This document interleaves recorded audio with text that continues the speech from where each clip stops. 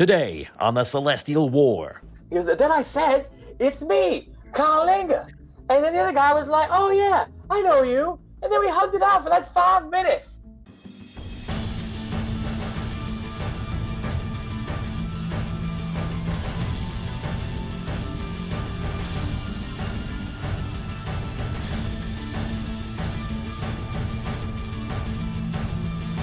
Will they survive? Audio Dungeon.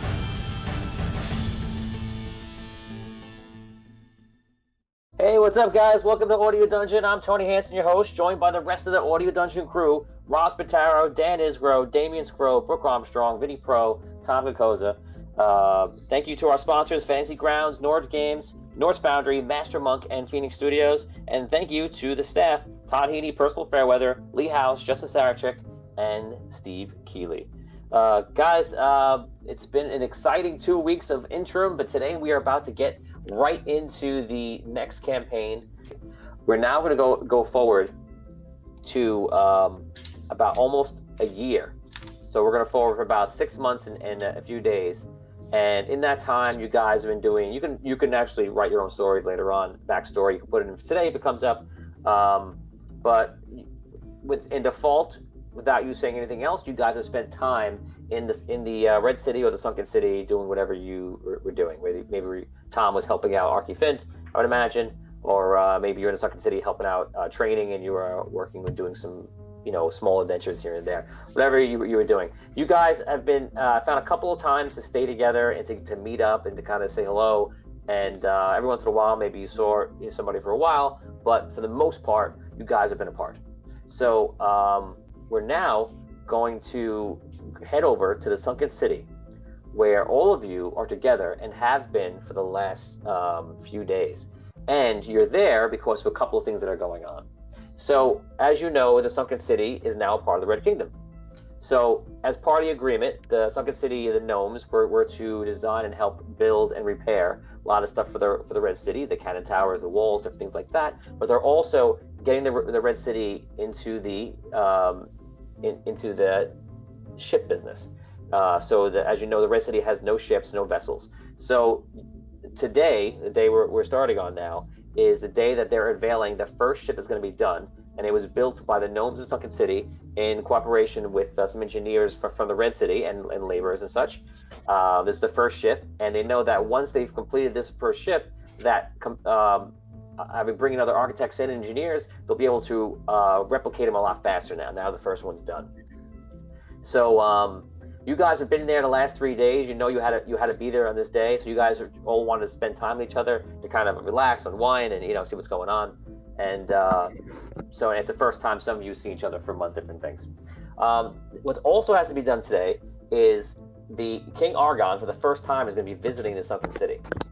And that's the first time in his actual position of being king. So he's going to be coming in, teleporting over with 2 mage and probably Onyx, and checking on things and kind of give a speech to Sunken City. You guys are going to unveil the boat that you're going to give, as like a gesture in the name of joining the Red Kingdom. And also, the Red City is there for a meeting in the background. That you guys are going to be going over the financials and what's going on with Sunken City, because you guys are trying to find money to build everything. And Sunken City is having a huge financial crisis about trying to get back on their feet, and the Red Kingdom can't help out too much right now because they have their own problems. So these are the things that are happening. Guys, this is starting off, like I said, that day. It's about an hour or two before the Argon, the king, teleports to the Sunken City. And you guys are in Smithy's Tavern. You're all chilling out, and you're all wearing your royal garb, that you got, as the heroes of the Red City. And that's it. We're gonna take it away. You guys are sitting there. It's just the 6 of you. No one else is there right now. Sparky's in the town somewhere there. Lump is somewhere in town as well, and Jacques should be arriving whenever he arrives. Okay, so take it away, guys. You're in Smithy's Tavern. Roleplay. Hey, good to see y'all. Yes, I'm glad everyone could make it for this momentous occasion. It's an honor to be here with the mayor of the Sunken City, Mayor Fint. Oh, thank you. Right. Here, here. Cheers. Long may he be democratically elected. That's right. So Mayor, what's the inside scoop? What's the name of the boat gonna be when you unveil it? I was actually just thinking about that. I was thinking the Alabaster. Ooh, Wow. that's nice. What better way for us to protect our seas? Nice. That's very nice. Yes. Very nice. Oh, good. I think people will like it. Yeah, that's more. I feel that's more emotional or more touchy feely than you normally let on. Very good. Can we Wow. expect to see some of your gnomish genius built into this ship? That's what I'm really curious about, actually, myself. I'm kind of. So Arky, See what type of weird stuff is on this boat. you've helped out with your designs a little bit, but the ship probably isn't something, since you've specialized in the suit and the other things, gnomish technology, you don't have much of experience in ships. So you probably always saw things that are, as a tinkerer, but you have other people. Actually, your head engineer on this project is a gnome by the name of Otto. Okay, continue, guys. So what type of weird stuff did you put in this boat? Because if it's anything like one of your suits, hopefully it doesn't blow up. Well, no, they've had a lot of good people working on it, so I think it'll be a elegant combination of classic shipbuilding, but with a few modern gnomish touches. No explosions, right? There will be some explosions, but they'll be controlled and contained. That's the key. We thought that about your suit too, Arky. Well, the last time it exploded, it was on purpose. To be fair. That was a controlled explosion. One out of 3 ain't bad. I'll give you that.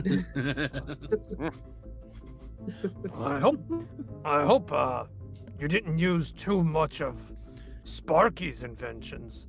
I don't think his abilities would mix with the high seas very well. Oh, yes, that could get a little troublesome. But no, Otto is the main man on it, and we think it's gonna be great. It's gonna be great.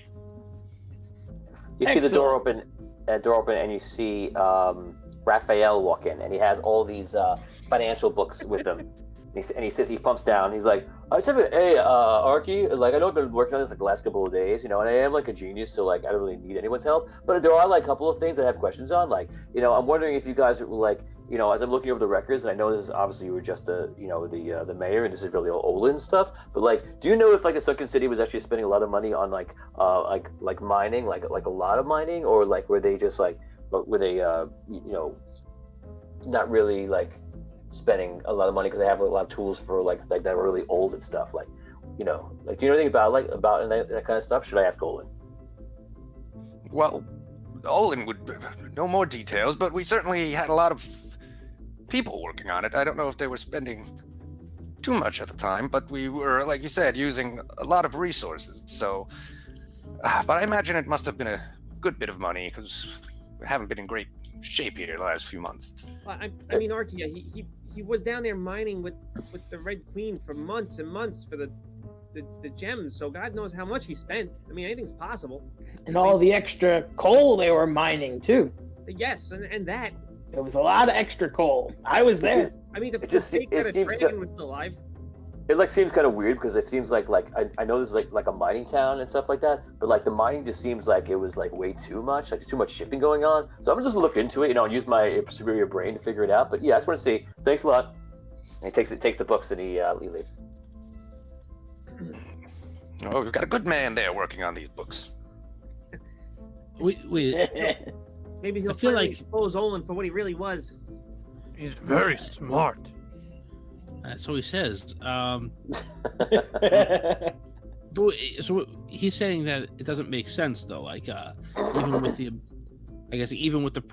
the suppositions that it's a mining town and we're going to be spending a lot of resources on mining, that we're really like the books almost don't make sense. Well, I mean, the guy was robbing the city blind for God knows how long. Yeah.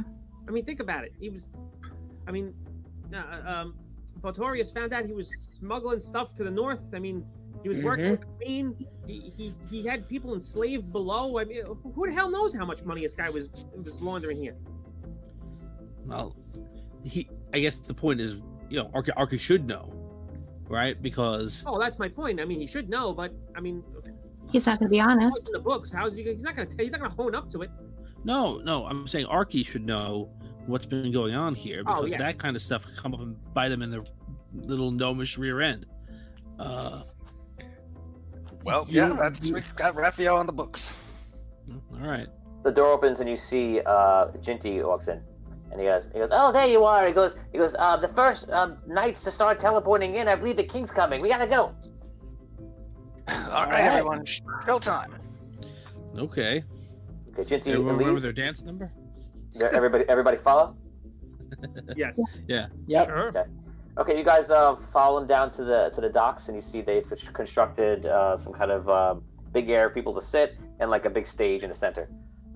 And you see already the giant piers have been repaired. For those who haven't been to the city for a while, you see they've created a lot of bays where they're going to be constructing new boats, and you don't see the boat yet. You imagine they're going to unveil it somewhere, but you don't see the boat yet. You guys are waiting there, and you see knights appearing with Toon Mage, and Toon Mage teleports out, and then two more knights, and they teleports out, and then you see Onyx come, and Onyx looks around and kind of scans the crowd, and then finally after about another minute, you see King Argon appear. And he kind of waves. Everyone's like, "Yeah, yay!" All the gnomes, dwarves, and humans, they're all cheering. Onyx looks over you guys and waves all of you up to come on stage. All right. Anyone not go? I go. Okay. You guys, I do go. Go. you guys walk up on stage, and you see Onyx hands a paper to King Argon, who takes a look at it and looks around. He sees you guys and goes over each one and greets you again. He's like, "Nice to see you again. Good to see you." He goes, "I feel very safe being here with the heroes of the Red City." So he goes, "Sunken City. I am King Argon for those who do not know me. This is my first time here in the Sunken City as a king, but I have graced this glorious city many times as a merchant captain, as many of you know. And I have to say, it is one of my favorite cities. Your ingenuity, your creativeness, and your hard work are known across the land. And I must say, to have you a part of the kingdom is very exciting. I want you to know that so far, our joining has gone very well. Your mayor, Arky Fint, is working very closely with us. Obviously a hero of the Red City, and we are glad to have him.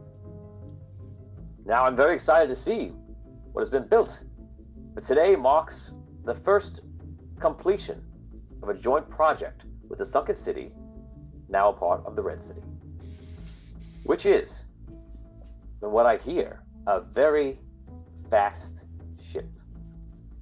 So you see Jinty comes up and he goes, yes, my king, you will find that the ship that we have built for you is very, very fast, and we call it a Valkyrie class ship.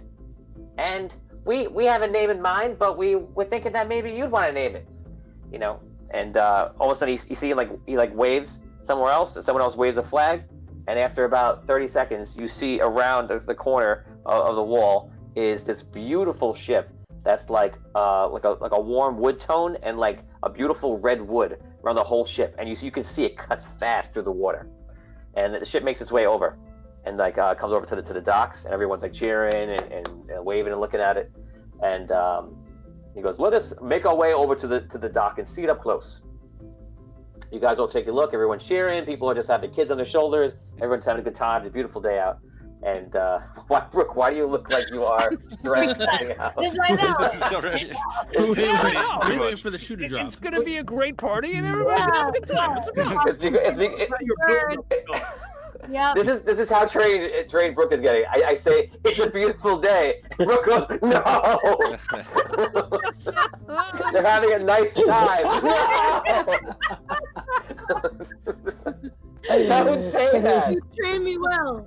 Give me a neutral, okay day. That's how I know things are safe. Not Dungeons and Dragons anymore. We're playing parties and pleasures now. Yes. Yeah. So everyone's is looking at the ship and having a good time, and the king walks over to there, and Jinty says, "We actually have he says, so I'm sorry, Arky. I heard that you were talking about names. I thought that maybe the king would name it, and we also came up with a name that we were calling it. Maybe he would like it, so we figured we just name it, and then if he likes it, we'll keep it. If anyone wants to change it, they change it, whatever it is. And here it is." And you see that there's like a big long sheet over where the name goes, and they pull it down. They have a little trouble, and the gnomes are jumping up and trying to get it down. And all of a sudden, they pull it down, and you see it's the SS Blackwater Bandit. Ooh. Wow. Wow. And he looks so King Argon looks at you guys, kind of like for an affirmation. And Shocked. I think we like it. I think we like it. Yeah. Everyone cheers, like. This is excellent. So the biggest question is, will I have time to take a ride? I have not been on a ship in such a long time. Because yeah, I guess you could, Arky. Was that all right, Mayor Arky? Of course. Let's go. Because we have a meeting later, right, about the finances of your city to help out. Let us have it on the ship. A beautiful thing. Okay, well, everyone of Sunken City, I want you to know that I am proud to be your king, and I want you to know that we will protect you, and we will work together to fight any evil that comes our way, no matter where it comes from. Thank you, Sunken City, and good journey. He waves and walks around and just goes amongst the people and talks to them. You guys are just chilling out and just kind of on stage, just kind of standing there and smiling and waving. Guys, now role play while you're on stage talking to each other and you're waving, and do that. And I want to see all of you smiling and waving right now as it's happening. Go ahead. Arky, I am always kind of nervous for things like this. How are the defenses on that ship, just in case you and all the leadership of the Red, the Red Kingdom get on board one boat and go sailing? Oh, I'm sure they're great. I looked over the plans a little bit a while ago, and I trust those guys. This ship is indestructible. What did you just say? Last word. Oh, boy. Last word. Indestructible. Probably. Who does King Argon? Who does he have with him? How many knights does he have going with him? You see about 8. 8 knights. Eight I is think more. maybe some of us should go along for some extra protection. I don't know. We should probably all go. I think we should all go. Tony, how I big love is to this boat? go. What? How big is this boat? It's about the size of a galleon. It's just made to be more sleek than a galleon. Are there lifeboats on this boat? No, there are no lifeboats. They have a couple of, well, what do they call it? The sloop. That's not a sloop. What's the boat they call on the ship? The skiff. No, not a skiff. Is it a skiff? Skimmer? No. A skiff. The Yeah. skip. Skiff. That's, Okay. that's the little one. Skiff. Right. Yeah. Skiff. Oh, a skiff. Right. Okay. So you would see about 4 skiffs on the side of the boat. All right, that works. They're made of lead, though. Yes. And concrete Yeah. Yes. Wood and concrete. balances it out. just drop it into the ocean. Good luck. Everyone belt in first. It's the first submarine. It goes to the bottom. Oh, go fast that way. Straight down. Super fast. Okay, so you guys are all smiling and everything else. I'm a little unsure what you're going to do. And then finally the crowd kind of follows along, and you realize that you're standing by the ship, and you don't have anything to really worry about right now because the crowd is kind of moved along following the king. You take a second to look at the ship. It looks beautiful. It's gorgeous. It's really literally just made. There's not a scratch on it. And it's a beautiful day.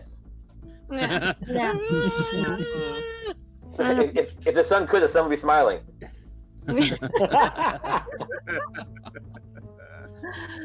So you guys are all chilling out. After about an hour, you guys relax and you're kind of waiting to see what the plans are. It's kind of like you're at a wedding and like you're just waiting along. You know, you're supposed to be a part of it, but you're not really sure of your exact immediate responsibility. after that hour, you see Jinty's doing a lot of leg work, and Arky's just living it up, relaxing with you guys. And Jinty comes in. He goes, okay, so this is what's gonna happen. In about 1 hour from now, we're going to meet, and we're not gonna do it on the boat. It turns out that Raphael said there's too much paperwork to go over, and there's a couple of problems and everything he wants to do. So with the books, and we're gonna do that in the guild hall, and then we're gonna go for the boat ride after. And we'll probably just go for a trip around the harbor for a couple hours. And I think the king wants to be captain, so we're gonna let him captain the boat. If that okay, Mayor Arky? Yeah, sure. Okay. That's great. So in 1 hour, I'll meet at the guild hall, and we'll get things started and handle all that annoying stuff. See you then. I go with Arky. I know you wanted to captain that boat the first time, but you gotta let the king be the king. Yeah, the king wants to be the captain. You'll get to captain it someday. You just stand under him and help him steer. Yeah, I think you should I'll be like his son that he's try, teaching Arky. to drive a boat. Let's see what's going. I'm gonna go back a little bit and see what's going on in the comments here. Let's see. Michael Greenwell says famous last words as a couple of times. I'm sure that came up about beautiful day, and it can't. It's probably it can't sync. Probably to Rob's thing. David says the Titanic sails again. It does. It did feel like that when Rob said it's indestructible. Never saw that. Scott Weber says, "Oh no, Jinx, Titanic style." Peter Heffernan says, "Sneak aboard, LOL." Oni says, "Skiff." Thank you. We were having trouble with that. Dina says, "If it's a Valkyrie class ship, shouldn't it be naked for a woman? Because Valkyrie were all female. I think there's one Blackwater bandit who made a huge sacrifice who fits that bill." Yeah, maybe it's an homage to her. It's named the Hindentanic. Nice. That's Great. So Michael Greenwell. DuckTales. Yeah. Scott Weber says Lump is getting on this boat. Let's see. Take Morgan Freeman. He knows fish. That's right. The old man is there. He can go on the boat. Maybe he's on the boat. What would he do? The old man that you guys talked to that one time. What's his position on the boat? He's the chef. There you go. He's the chef and he's fishing. Okay, there you go. David says Arky better be in his suit, but Arky does not have a suit yet. You've been too busy, and so has what's his name? Well, Sparky's been working on it, but it's busy enough to not have it done yet. Peter says the ship doesn't have a scratch till Lump takes the wheel. LOL. Oni says boss music plays, but no one is seen. Yep.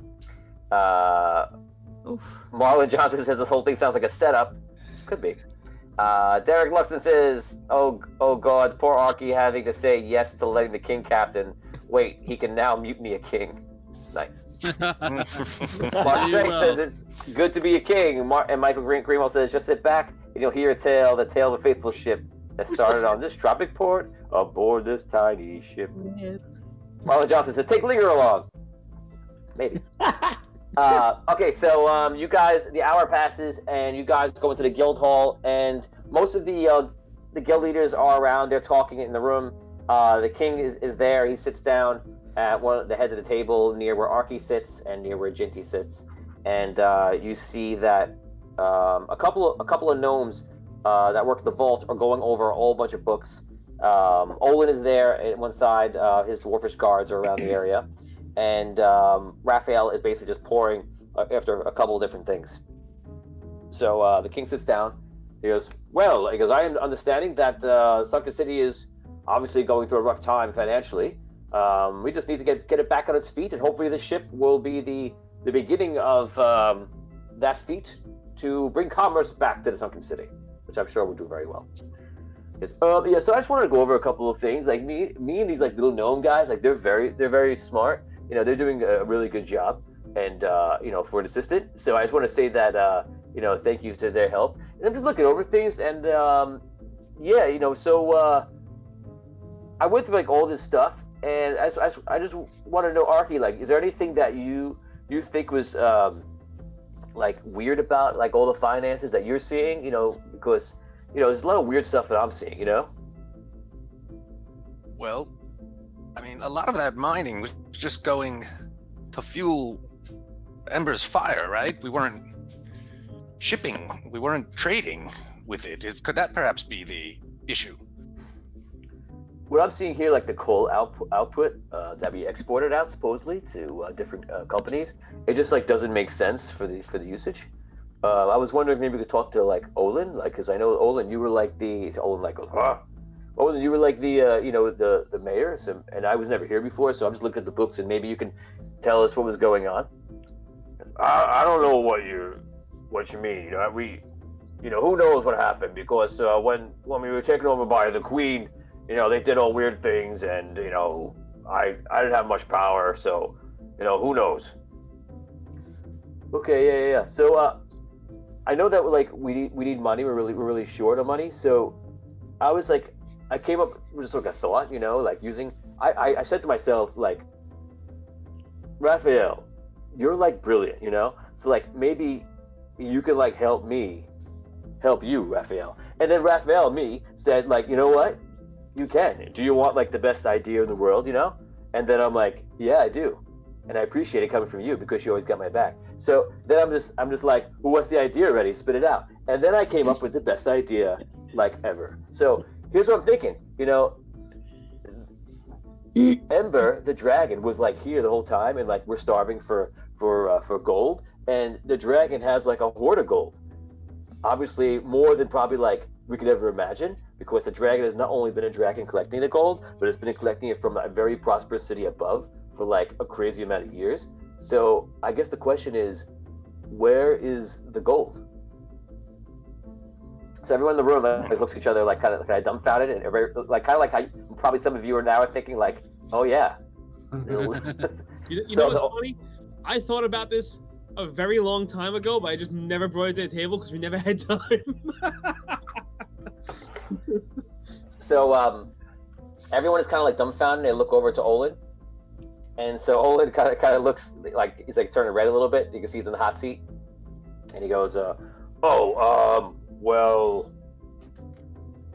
so, okay. So, what happened is this. When the dragon died from Bludgy giving it the rod, the Queen came in. We know the Queen was eventually I didn't know the Queen was coming. I assumed that the Queen would probably come, and probably want to take over because the dragon was done. That's what a smart mayor thinks of. So, not knowing that she was coming, just using my superior intellect, I deduced that the Queen would probably attack and take over the sunken city. So I may have moved all of the treasure. Where did you move the treasure? The Jinty. He goes, well, I moved it to the next sensible place because obviously they're going to take all of our vaults and everything else. So I may have snuck it out. And I know, it looks weird on the books, but basically what I did was I snuck it out in with all the coal, underneath the coal, and using Lord Jameson Frant's wheelbarrow and carpet business, and he helped us ship it out. Now, if you remember, guys, I kept telling you in the beginning. I remember that.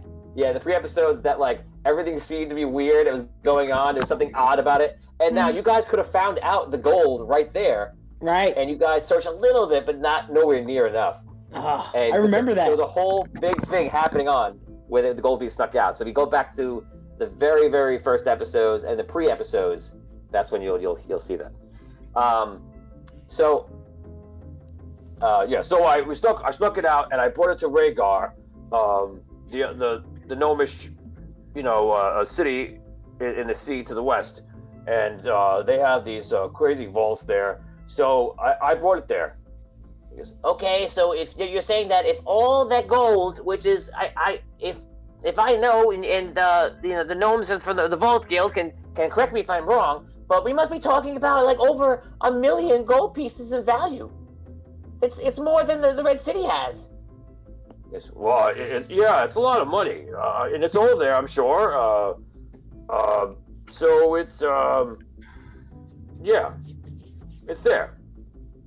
Okay, well, so I'm sure you have paperwork, or you have, I don't know, a key, or I don't know what they give you for there, but maybe like, you get it? Yeah, sure. Yeah. So I have paperwork. I have everything filed away. Let me go get it for you. He gets up and he leaves. Don't you leave. I'm coming with you. Yeah, that's a good idea. I'll just be 1 second. Yeah, that's nice. I'm coming with He you. closes the door and you hear, Yeah, and I'm right behind him. I'm literally right behind him. okay, so you run out and you see him running down the hallway, and he walks into a couple of guards, and he's like, oh, that guy's chasing me. I have to go to my office real quick. Stop that guy. Stop that man! He's robbing the city. So the dwarvish guards that are still there turn around, and they're like, sorry, sir. He goes, you have to leave him alone. He's doing some business. Put a hand on me. I'll kill you both right here. Oh my god. Sir, I'm sorry. I recognize that you are a hero of the Red City. I tumble past him and just keep going after him. If I have to fight, I'll stab him. I really don't care. Okay, so we're gonna leave 1 second. So back into the guild hall. Everybody, roleplay. Oh man. We're not gonna get to the bottom of this. No, but if the gold's all still there and we get it, that'll take care of all of our problems. You know, I'm gonna take off and go out with Thistle. Arky. Yeah, that's what I was thinking. Arky, you know there's no chance that gold is there as part of the Sunken City's gold. That gold is in whatever vault and whatever, under Olin. Like, that's his money that he illegally shipped out, not the city's money. Like, we're gonna have to figure that out. We'll just get him to give it to us. He couldn't have He spent better give it to us. That's enough money for the whole Red Kingdom to, get back on its feet. And if nothing on, we'll explain to the vault keepers in Rhaegar that money is the Sunken City money, and Olin was merely serving as a representative of the Sunken City. Oh, he'll have to come with us. Yeah. Oh, he's coming. As if Thistle doesn't murderize him right now. No, they're going to get the paperwork. We'll take Okay, the dead piece there. Outside, running down the hallway, Holgar, you're now trying to catch up, and you see. Okay, you leave also, and you see the two guards. You see the two guards turn in the hallway and chase what you assume is Thistle, which you could tell because you heard what was going on partially. Thistle, you get to you get behind you. I'm gonna put you about because it's a big guild hall, and they stopped you for like one round. I'm gonna put him at about like 100 something feet ahead of you, not that much. You hear him slam the door, and he's in there, and you hear like just going through my papers. I push the door open. You try to push the door open, and it's locked. Well, then I pick it. 1 second. I'm just going through all my paper. I'm just getting paper clips. Tony, you let me know when I get to that door, all right? You let me know. I pick Okay. the lock, Tony. Okay, you pull out your ready lock picks, and you go pick the door. Go ahead. A 28. Damn it. Fine. I rolled a 17, and it's like a. You open the door, and you see there's no one in there. It's a small office. You see there's like one like wooden desk in the middle, and there's actually papers everywhere. Is there a window? There's no windows. Is there any carpets? Yes. I pull up the carpet. Damn it, Vin. Vin, you pull up the carpet, and you see there's a hatch underneath it. And I go down the hatch. Okay. You used this before in the friggin'. You go down. You go down a hatch. You pull up the carpet. You go down. You climb down. You see there's a ladder, and you can hear him in the hallways. But there's a couple ways to go. So it's probably about 3 different ways to go. What do you want to do? And Hogar and Votorius, you're about to catch up. All right, so I'm gonna make a listen check. I'm gonna make a listen check to see if I can hear which way he went. Okay. 12. 12. Okay, with the 12, you think he went down the first way. This leads to where Olin's house is, if you remember where that is, and that's east in the town. You're the second way. You're pretty sure leads to the mines in that general direction. Which you know, by the way, a lot of these waterways are going to go under. A lot of these ways are going to go underwater in a second somewhere, because the whole thing is just whatever. The whole thing has been sunken. No pun. And the third one will go somewhere near the docks. So it was house, the mines, or near the docks. Okay. Now that's information you know, but you think you hear him down the first one, which you listen check to his house. Okay, so I make my way towards the way I think I hear him. Okay, so as you're about to leave, you hear Holgar's voice up top, which I imagine is calling you, because Holgar, you go into the room, and Votorius right behind him. Roleplay, guys. Okay, so I hear them? Well, roleplay. Where'd he go? Okay. Where are you, Thistle? I go to the left, right? There's 3 paths. I'm going to the left, and I go to the left. All right, that's the direction I was going. Yeah. All right. There's 3 paths. I'm going to the left. I don't know which way he went. I think he went Actually, to the left. Actually reverse that. It's all the way to the right. But yeah. Oh, okay. All right. Then I reflip the message. Yeah. You go to the right. Okay, so you head off to the right. Holgar and Votorius, what are you gonna do? I shuffle down the ladder. Okay. I'll take the middle. You take the left, Bo. All right, I'm on it. Okay, you guys all go your different directions, and you head off. Everyone else up top, what are you guys doing? Waiting patiently for Olin to come back with the papers, I guess. The king stands up. He goes, well, this is definitely a problem, and some good news. If we get our hands on the gold, that's, I imagine, is rightfully the sunken cities, we can repair many things. We can build actually all of our ships. So, I'm sure we'll find that paperwork, and we'll work this all out.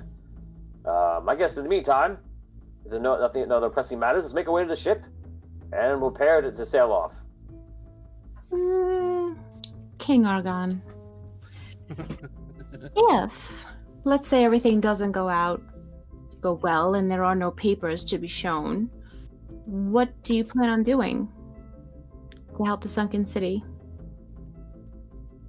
Right now, we're going to sail the ship so that everyone can be happy and see that something that we've made together is working. Sailing it out and sail it back in.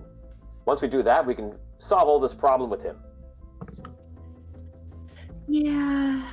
What if we had somebody sketch your picture next to the Blackwater Bandit while waiting to see where Olin is, and Is it Olin the mayor? We're going to capture the moment. We're going to capture the moment, King Argon. We have great artists here. Yes, we're going to capture the moment. We have great artists here. It should be hanging. This is a moment that should be captured and hanging in the guild hall. Is there any way? What would be the sketch of? I'm not following.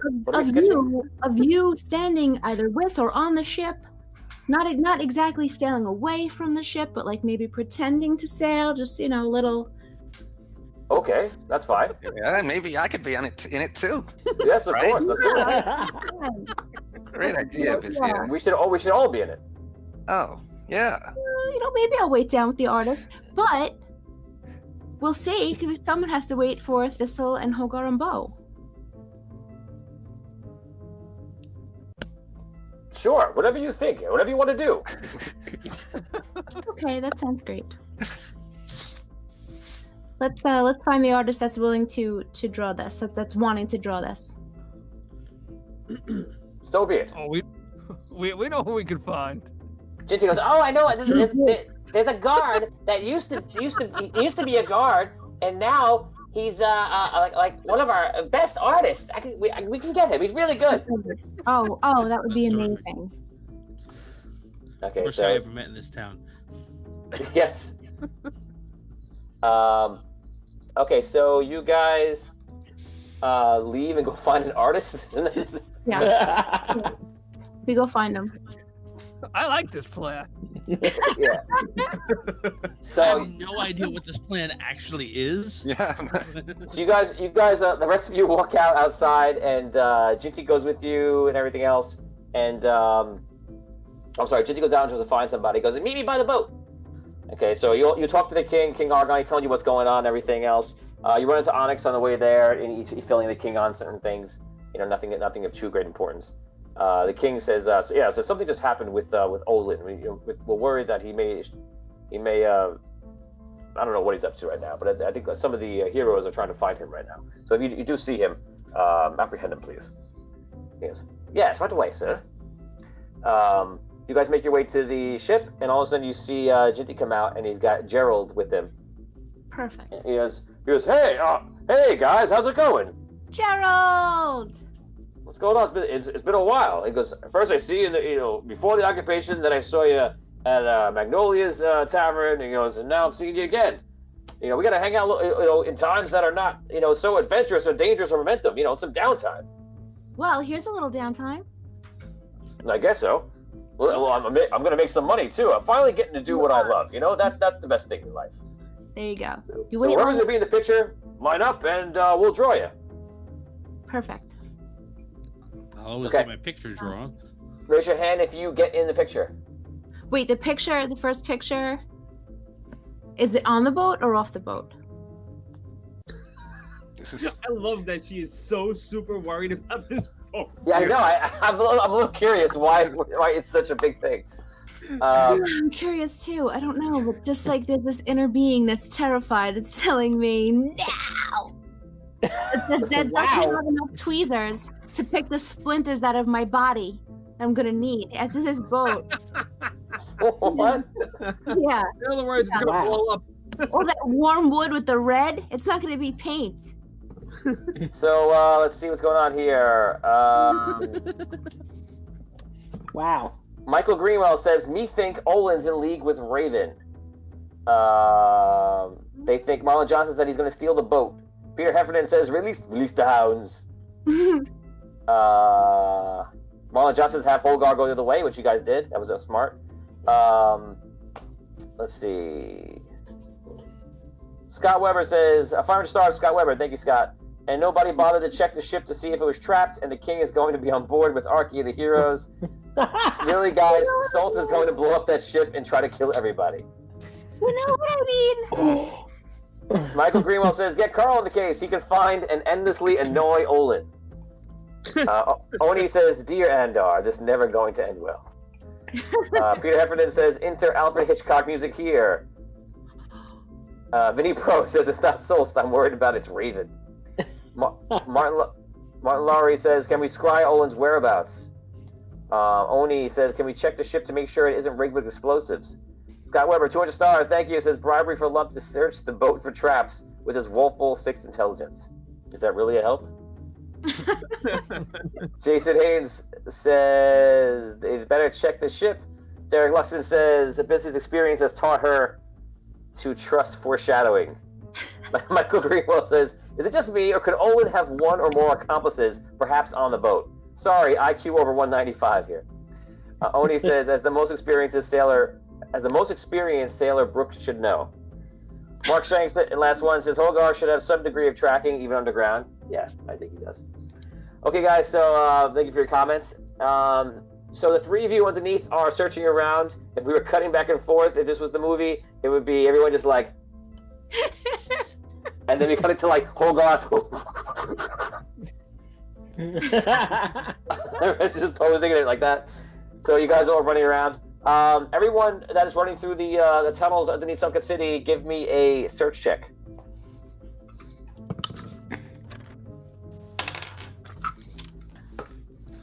$16. Okay. 15. Okay. Woo! Search is 15. Okay, and Dan, which one did you pick? The middle or the left? I picked the middle. Okay. So going from right to left, Thistle, you arrive and you come up. There's a lot of water, and at times you're like half swimming, and you see a lot of ways you can go that are down into the water, and it's like mostly flooded. You would probably estimate, actually all three of you would estimate that the entire underground is probably like 80% filled with water, and there's a lot of catacombs and tunnels going down into the water that who knows what's down there now. You make your way. You're filled with muck and everything else. You finally find where the Olin's house is, and you come up there, and you see there's some guards like hanging out, just like talking, and you're looking around, and immediately you don't see Olin. Holgar, you run for a while. You're swimming, just like I mentioned before, to Thistle, and you basically come across the mines, and it's just endless cavern to cavern. And you're at the point where you're going to have to swim down and up again to the next air pocket. That's how bad it is. And Skro, Botorius, you make your way out to, again, water not so deep as described for them, but you make your way out to like through all these puddles, and eventually the water gets like to your left, so it starts forming, it gets deeper. And out in the water, you see a small boat. And you see there's a few dwarves on it, and you see Olin's stupid top hat is on his head, and he's in the middle of it, and he has like a bug out bag with him, and like they're rowing like fast out into past the docks and out. Okay. Okay. Now, you no, none of you know. The other two don't know, obviously, that he's not there. So you guys are just looking. So it's irrelevant to go too much into it. So Botorius, I'm gonna let you say what you want to do. Okay, so I just came out of like the underground, and I see them. They're in like the bay. Is that where they are? Like right. You're off the side on. You're probably about a couple hundred feet away from the docks. Okay, and they're out in the water past the docks already, right? They're in the boat. All right. Yeah. Are there people people around? Not nearly where you are right now. There are people on the docks, and you see he's kind of going towards the docks somewhere. You're not sure where, but he is going like far out. Wait, he's going towards the docks? In the docks direction, but going far out. Okay. All right, that's a little confusing to me. But I'm gonna run towards basically towards the shore or towards the docks, basically in his direction or where I think he's going. In that direction, I would say. He's going northwest. Put it that way. He's going northwest. So I'm gonna run in that direction, and basically I'm gonna keep an eye out for guards to try to get any guards with me if I see any, or anybody who looks like they're working the docks, or who I would like trust to try to help with this. Basically, you see a couple of guards there. There's a couple of dwarves there. As you know, most of the guards in Sunken City are dwarves. There's some humans you see, and some gnomish just workers. Just like talking. Who do you approach? I'll run up to the guards and I'll say, the mayor needs our help. We have to. We're tracking down somebody that needs to be detained. The mayor needs your help right now. Please come and help me. Okay, so they know who you are. So they kind of look at each other and they run and follow you. Okay.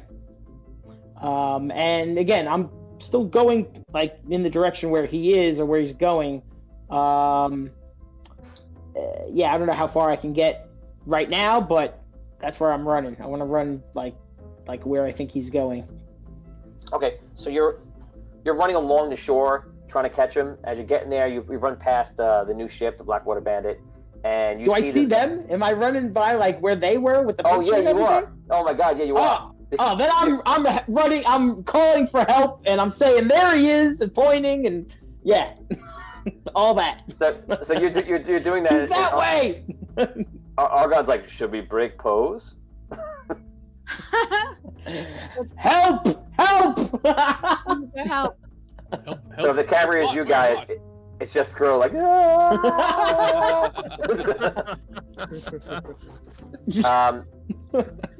So you guys, what do you do? Role play.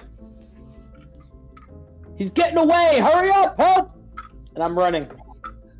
I run after him. Right? Okay, so you guys are run along, and you see there are other ships in the docks, and some of them are, as always, a little bit out into the water because the docks have been destroyed. And you see now that it looks like that he's going to one of the ships. He's probably about the ships. He's probably about I don't know, 3, 4, 5 minutes away from like getting to one of the ships out there. I yell back, like, get that ship in the water and get it going. I can cut off any ship in the harbor. Okay, who you talk to? Jinty's there. Is it? Oh, Arky. Yeah. Okay. Yeah. How far away are we from them? From Olin From running? them, they're probably about half a mile out. Okay. Botorius, I'm sorry, and Holgar and Thistle, you guys search for, I'm going to give it about like 10 minutes when you arrive there, and then probably after failure, you don't find anything of interest, you start making your way back. So you would still be on your way If I don't back right find now. him, I'm not actually going back. Okay. I'm gonna search his house for anything important this guy might have. Interesting. Okay, so you start ransacking his house, just looking through it. Yeah, I send the guards away first. I tell them that like they're needed at the docks to help the king. I send them away and I leave the house empty. Just roll a persuasion check and give me a 12 and you're fine. You can use your famous influence. You did. The negative is you appeared in his house unwelcomed. It's actually a 12 right in the number. Okay, so they debated with you for a second, and then they decided to go. So 3 guards, they head out, and they go outside to go help. I'm just searching the house, top to bottom, anything I can find. Okay, you go through the house. You're going through everything else. It looks like that basically he's living very bare. Looks like that he has like no personal effects here, which is very weird. All right. Does he have any offices or anything like that? Like in his house? Derek Luxton, stop paying attention. No, I'm kidding, obviously. I'm sorry, Thistle, I didn't mean to interrupt you. Does he have any like an office space or anything like that in this house, or is it just? You look for something, you don't see anything. Everything looks like a house that's just set up for just to be somewhere where you stay. It doesn't look like he treats it as a home. That's the best way to put it. Okay. All right. Is there anything of I want to like look around and see if maybe he has some of like the artifacts or anything like that from like the dragon. Maybe he kept something. Okay. You search around. We'll come back to you. Okay. You're looking for stuff. Holgar, do you immediately just make your way back? Yeah. When I go up, do I see Thistle going crazy through the house? No, you'd have to go back and go up Thistle's way. Is that what you do? What are my options here? So you probably make your way back. It's really like a labyrinth. So the only way you can do is make your way back before you get lost. So you're back at the fork, which is probably where you are right now. You can follow Scro, follow Thistle, or you can head back up. Oh. I will, no, I'll go back up. I would go back up and head to the docks. Okay, so you go back up and you start just trying to get back on track. Okay, so the rest of you guys, you make your way to the ship. Jinty runs over to you as you guys start running back to the ship, and it says to you, Arky, he says, he goes, should I get the whole crew ready? I think most are on the ship, but you gotta make sure everyone's on. You have to unmute yourself, Rob. Yes, let's prepare to set sail. They'll never escape this ship. Your mic, Rob. Your mic. Fix it. It's up by your forehead. Yes, let's set sail. They'll never escape this ship. Was what I said. Let's go. He wanted us to hear what he was thinking. He was... Okay, so you guys. Before we take off, are we on the boat? We're all on the boat. You want the picture? I Well, it's time for the picture. Just I'm so confused about the whole picture thing. Are we? It was too delay. Are we all on the boat right now, though? No. You're actively trying to get on the boat. So you guys are running there right now. Okay. Can I just turn to Finn and I say, Finn, can you ask the ring if the boat is safe for us to sail right now? We don't have Thistle here to check for traps. The ring? Why would the boat not be safe to sail? The boat is our boat. We don't know where I could ask. It was just to make sure that the king is safe and that we're safe. We don't have Thistle here or anyone else to check for traps. How's the planet gonna know? It knows a lot. Knows what? Look, I could, but no. I feel like that's I feel like the way. Let's just go. Rings powers. The ship is fine. Okay. Look, Access denied. May I borrow your rope? May I borrow your rope? I can't hear you. May I borrow your rope, Finn? No, I don't have. I don't have my rope with me. I came for a ceremony. I don't You have 50 feet of rope on you. Yeah, I'm sorry. I don't You have your ladder on you? Did you bring your ladder with you? I'm sorry. I wasn't prepared for. I wasn't prepared for adventuring. I thought we were going to be signing paperwork. What about a step stool? You got a step stool? So Tom brings up a very good idea. Like I mentioned, you guys are in your royal gear. You can have your weapons on you, and none of you have any armor on you, except for you have your robes on you. But it is safe either with you in the Sunken City in like a room. It's locked. It's safe. Or it's in the Red City if you left it behind, which you probably didn't. I imagine it is there. Okay. This is a thought that occurs to you guys now because it's just a ceremonial thing. Obviously, you can do anything you want. You can take action and go get it, or if you think it's important, or you can just get on the boat. But you do have all your weapons. Okay. Arky, do you have rope on you? No. No one has any venturing gear on them because you wouldn't walk around the town with rope and things like that. There's rope probably on the boat. Why? Like, did something happen? Yeah. Why you're very nervous? Well, I feel like we need to stop Olin. I don't think it's right that he's getting away. We're getting on this boat and we're gonna cut that boat off. This is the fastest boat that is on the world that we know of. We're gonna chase that boat down and we're gonna hang him from the yardarm or whatever the heck that thing's called. The boom? I don't know. Well, hang him from something. Whatever the thing up there is. So I have a question, Tony. The boat that it looks like Olin is going towards, is it docked or is it out in the water as well? It's out in the water. No ships are really docked. The only ship that's docked is this new ship, which just came over here because the docks were just repaired. And anybody that was doing any kind of business here or visiting the Sunken City just parks out the boat out into the harbor. Right. Okay. So I'm gonna cast fly. May I go? Okay. I cast fly out to the boat. Will I reach it in time? To the boat. Okay, so you cast fly, you fly up to the air, and you're going out to the boat where Olin's going to? Yeah. Okay, so you start flying over there. I can't tell you you get there in time because you have to do one thing at a time, but you start flying there. Okay, start flying. Everyone else, you watch her fly away. Role play. What is Wow. going on? Be right back. She's got me like super nervous. I don't understand. She's working about something. How quick can we get this boat out in the water and to intercept? So you guys are just. I imagine all this is why you guys are running back. You guys are just climbing up the ladder feverishly. Any kind of workers that are outside climb the ladder. The anchors have already been up, and you see the ship is already like starting to go out. Okay. And you see King Argon is basically like, he goes, well, looks like I'm back to my captaining days. He goes, angle the sails 30 degrees to port. He goes, I want to see 3 men up front, someone in the crow's nest, and let's get moving. The ship goes in, and it immediately starts taking the wind, and within seconds, once it takes the wind, like, it starts running real fast through the waves. It chops through. Suddenly, you guys are very excited about what's happening right now. You look back, and you see a big half giant running along the side of the docks, ready to catch up. Oh no! I wave. Oh God! I picture Sweetums from the Muppet movie. Hey guys, I want to go to Hollywood too. Hold on, what do you do? Oh, wait, I see the Blackwater Bandit floating away. Yeah, it's moving kind of.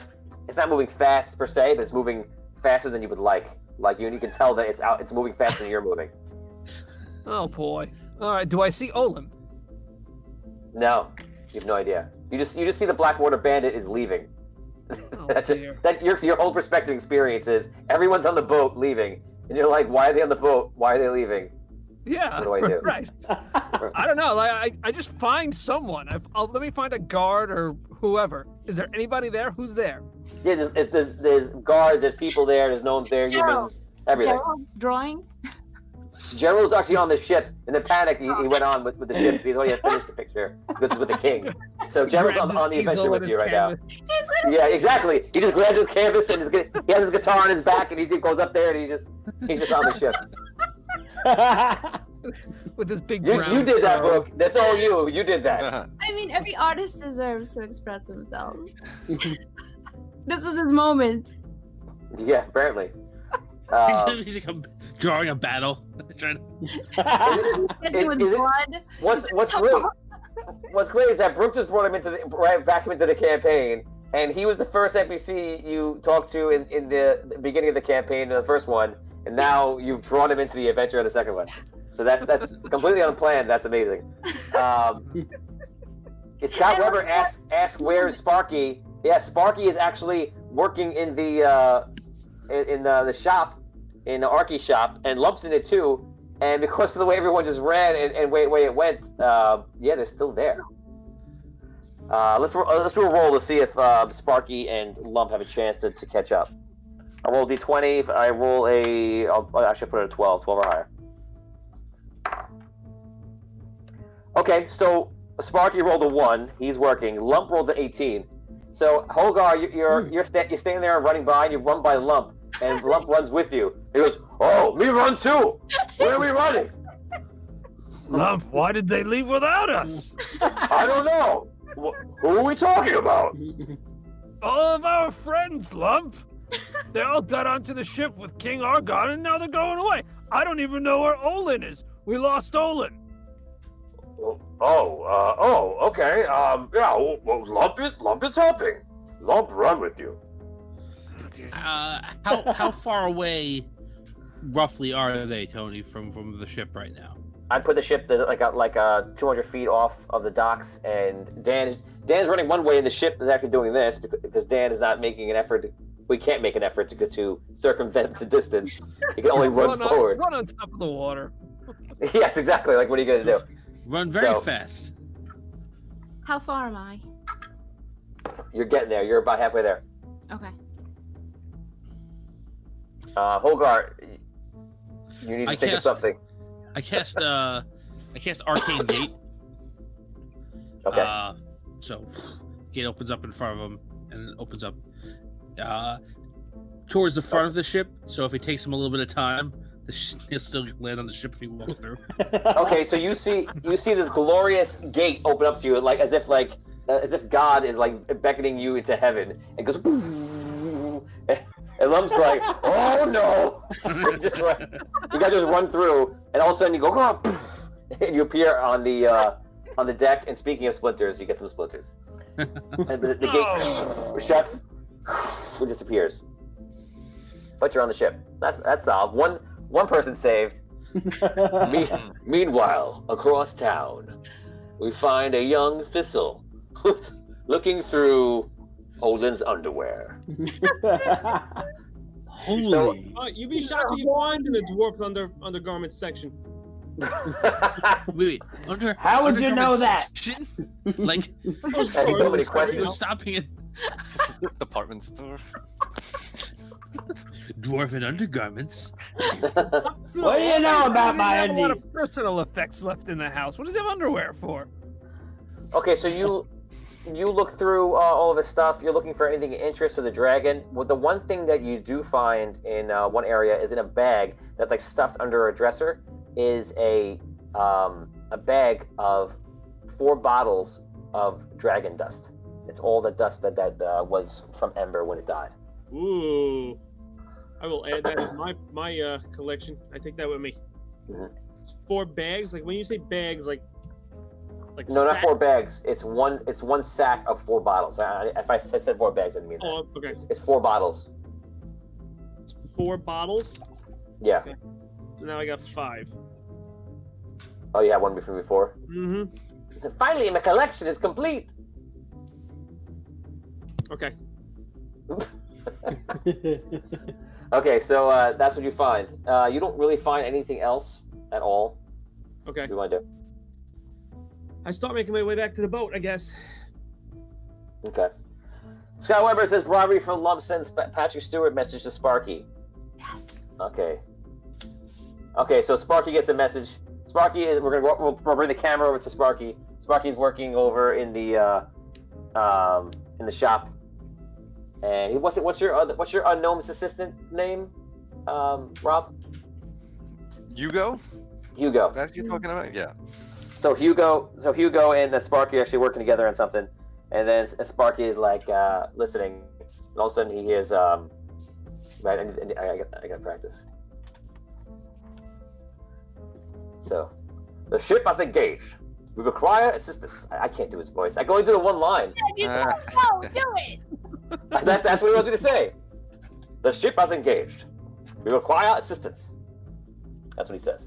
It's the best I can do. Nice job. Nice job. That's not bad. That was That's not good. bad. You guys are half praising that one and saying it's fine, but Morgan Freeman, which I think is so much closer. It's No. it's not. Listen, it's don't not get so much us closer. started on that one, okay? Yeah. Yeah. Well, But speaking of Patrick Stewart Morgan, is not bad. It's pretty good. Your Patrick what? Stewart. Yeah. Really? Yeah. It is. It is. Yes. It is. You're- It's, yeah. You're putting all crazy. Morgan Freeman. I mean, you're not looking at the treasure that you already have right in front of I you. feel like my Morgan Freeman, all you gotta do is like down pitch my voice and it would be Morgan Freeman to the T. Morgan Freeman would be like, when did I leave that message? That would be what's happening.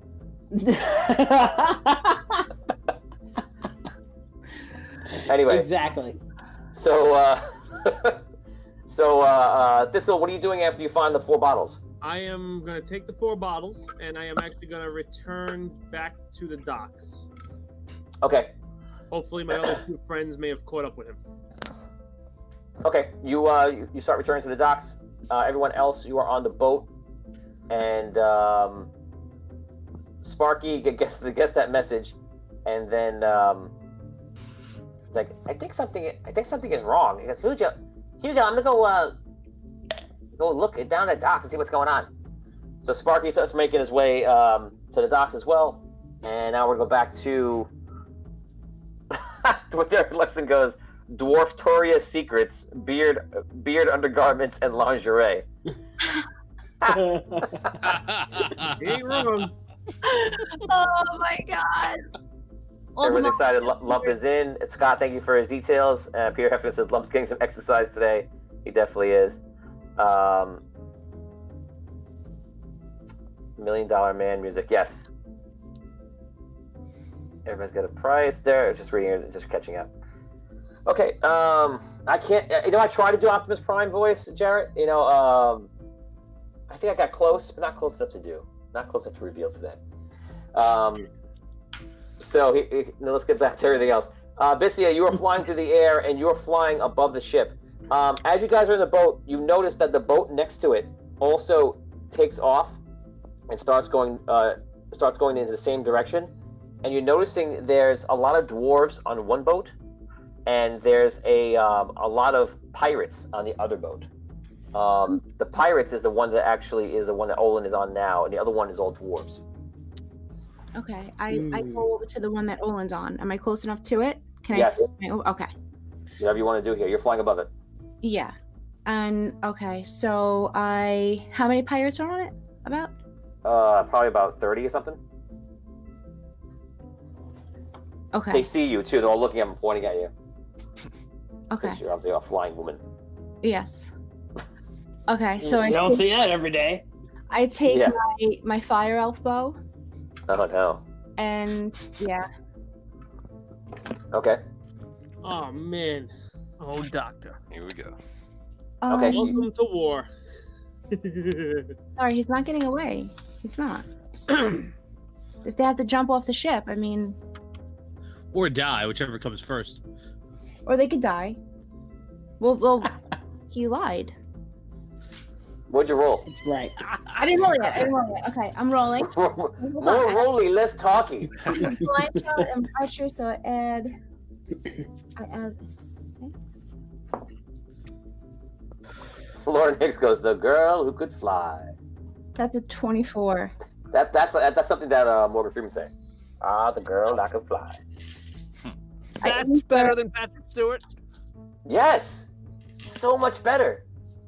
No, it's not better. I love you.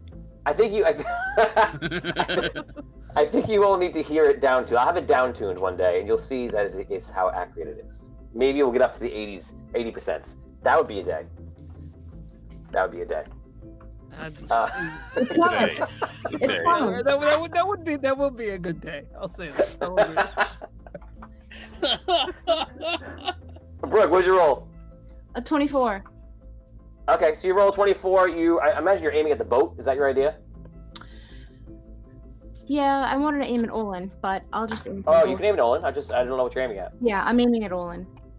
Okay, so you're trying to find Olin first. Well, you see him on the boat. 24. You're flying. Keep it up to him. I'm gonna make you roll with disadvantage. To be fair. Well, I have blind shot. Does that not matter? I don't have to see. Blind shot allows you to do it without your sight. Right. But okay. you're flying and you're at different speeds with the boat, and you're trying to shoot down at your. I have archery also. That's one of my. It's almost like. What would you have? Archery. I had that as one of my feats. I took it as one of my feats after I leveled up archery. Does an archery what does archery do? Just gives me the +2. That's all, actually. Never mind. Sorry. I'm reading way too much into this. Okay. You're reading it like you're name dropping, which is hilarious to me. I don't know. I just have a small thing called archery, and this other amazing thing called I win. Well, I mean, I'm trying to not let the To be fair, because of the situation, a disadvantage would be appropriate. Let it be. Okay. So roll that die. Roll that die. You could easily roll the same number, Yeah. Oh yeah. 20. Oh. I could have easily rolled that, but instead I rolled a Quarren 20. Yeah. Okay. So you so it's only 28. So you do your damage. You shoot a shot. It's a very hard shot, and you hit Olin. Then do your damage. Oof, that's a 14. 14 damage. Okay. You hit Olin. You see a burst of fire on him, and he's like, "Oh!" He's like running around, and you see some of them. They throw him on the ground, and then trying to get the fire off of them. And isn't he on a rowboat? No, that was before. No. Oh, he got off the rowboat? Or he's on the he got on a galleon. There's 2 galleons actually run away. One's full of dwarves, one's full of pirates. So you see they're rolling him on the deck to put the fire out, which is not too bad. And then they're starting to shuffle him down below deck. You see all the pirates pull out gnomish pistols, and 2 of the pirates have rifles. Okay, and they're basically targeting on you right now. The 2 of the rifles take shots. Okay. Natural 1. One goes like this, goes, poof, it backfires in his face. You see him land on the ground. The other one shoots 18 as the attack. Okay. Is that a hit? Don't forget you don't have any armor on. That is a hit. Okay, so you take a shot with the rifle. Hold on. 7 damage. Okay. So you get shot. Okay. The rest of the guys, you're on the boat and you're making your way over. You are catching up slowly to the boat. It seems like your ship is faster. Babisia, you're still up top doing something. And Thistle, you make your way back and you run into Sparky on the way, who runs up to you. And he goes, "What's going on? I just got some kind of message from Lump. I didn't know he was back in Sunken City." Well, it seems that Olin's robbing the city once again, because, I was right before and nobody listened to me. And, we gave chase to try to find out where he was going, and I lost him. I'm hoping Hogar and maybe Botorius caught up with him, because I'm not sure what way he went. So I'm headed back to the docks to see if maybe they caught up with him or not. Okay, I'll go with you. And I work my way back to the docks. Okay, you guys you try to travel a couple minutes. I'll move you ahead in time, and you guys arrive at the docks, and you don't see them. You don't see anybody you know. You see the ship, the Blackwater Bandit, is probably about a mile out to sea, and there's like two ships, another quarter mile or almost a little more than a quarter mile ahead of them. All right, nothing I can do about that. Yeah. So I got a question for you. Do I have any idea where Carl is? Yeah, he would be in the guild hall. All right, I start making my way to the guild hall. I tell Arky where I'm going. I like where this is going, Vin. I like it. You need him. So great. I tell Arky where I'm going, and Arky, you mean Sparky? Sparky, I'm sorry. I'm gonna go with you. Where am I gonna go? Well, I was kind of hoping you'd wait here and see if they come back in one piece, so at least they know where I am. Okay, I'll stay here. Okay, so you go off. Back to you, Abyssia. What do you want to do? Okay, so I'm still above the ship, and I take another firebow arrow, and I shoot the sails of the pirate ship. Go for it. Damien likes that idea. I love it. Yes! Do it! Damn Quarren 20, mofos! Brooke, I can roll loaded dice and point the camera to my loaded die all day long, too. Oh, dude, this is meant to be! Come on! Okay, so you fire the arrow through. It actually hits really hits the sail enough where it rides along the sail like a perfect shot, and you see that sail, one out of three long sails, three of them, starts going up in flames. You see all the pirates like, someone getting buckets and trying to climb it and throw it up and put it out. But it's they're like, arr. Yeah. I screamed out to them, arr. You see more guys from below are coming up with rifles. We're gonna roll how many are coming up, and let's see. Everyone's cheering you on right now, Brooke. Two more come up. They fire. There's 3 in total. 18, which is a hit. Okay. 9, which is a miss, and a 16. 16 hit? Yes. Okay. 10 damage and 7 damage. You're getting 2 shots of you. They wing you. Okay. Okay. You guys are both getting closer.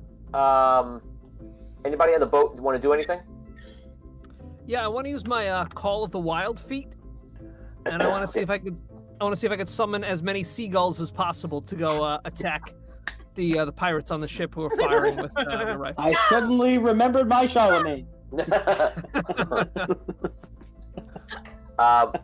Okay, so roll for fun. Roll 1d100. That's how many seagulls you get. Ooh, a 1d100. All right. God. I don't know if I've rolled a d100 all at any point in the quest. All right, let's see what we got.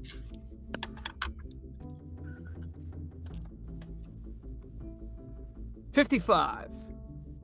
55. All right. Good. Okay, so Argon is captaining in the distance. Everybody's hanging out, and he's like, "That's an uneasy amount of seagulls coming in." And you see Hogar is like calling out and making these bird sounds, and they're all like coming in and flying with the ship.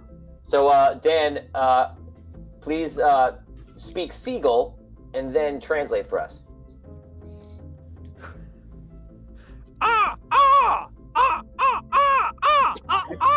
That's crow.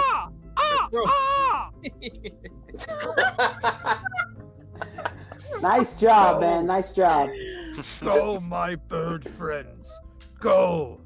Attack anyone who has a gun on that ship and protect Abyssia, my feathered friends. So the birds start going forward and flying ahead of the ship. Abyssia, you go. There, just so you know, there are 2 other masts with sails on them. I got the main one, you said? Yeah, you did get the main one. You get the middle one. All right, I think I did. It slowed them down enough. I'm gonna fly back. Okay. And I fly. You flee the situation. I flee the situation. You flee and run. Okay. Yeah. Oh yeah. I go and get my homies. Yeah. I get my homies. Yeah. Right. You run away. Okay. Yeah. I run away. What happens after you run away? Yeah. I might as well be naked like these birds. Okay. So I go back. You don't have to be naked. You can just be running away. Do I see? I'm not running. I'm flying very fast. Okay. Do I see Hogar and Thistle and Bo on the shore? You're not near the shore. Do you go towards the shore? I go towards the shore. Okay, you fly towards the shore. Are you sure? Going back to nice. Going over to Thistle. You go into the guild hall and you hear his voice, his undistinguishable voice from around one of the corridors, and he's talking to another guy. He goes, "Then I said, it's me, Carlinga." And then the other guy was like, "Oh yeah, I know you." And then we hugged it out for like 5 minutes. "Oh, Thistle, hey, it's me, Carlinga. What's up?" Hi, Carl. Hi, Thistle. How's it going?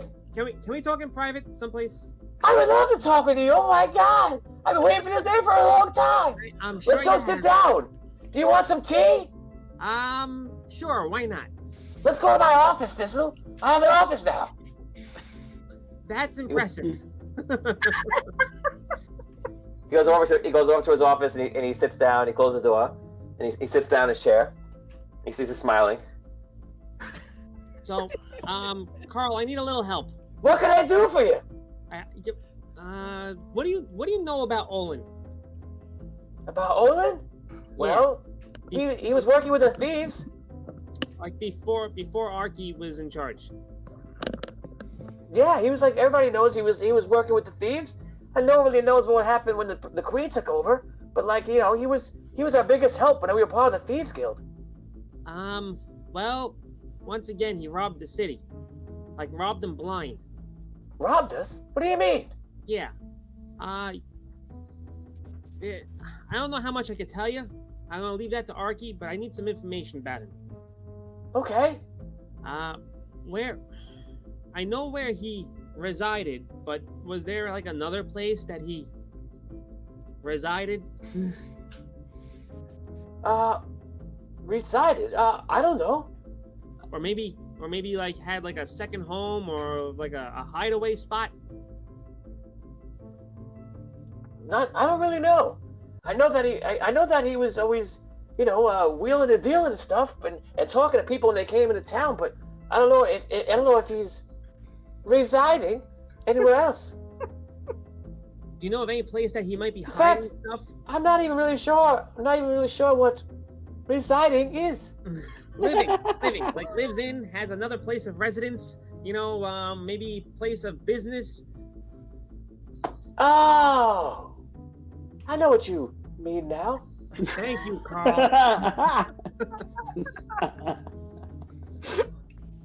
No, I have no idea. Man.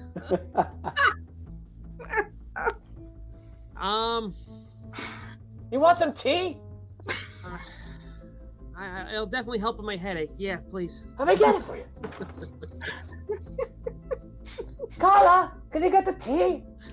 Sure, I'll get it for you. Get it with a little bit of the sugar. You know the sugar? I'll give you the sugar. You're hilarious, Carla. Thanks. Carla's gonna get it for us.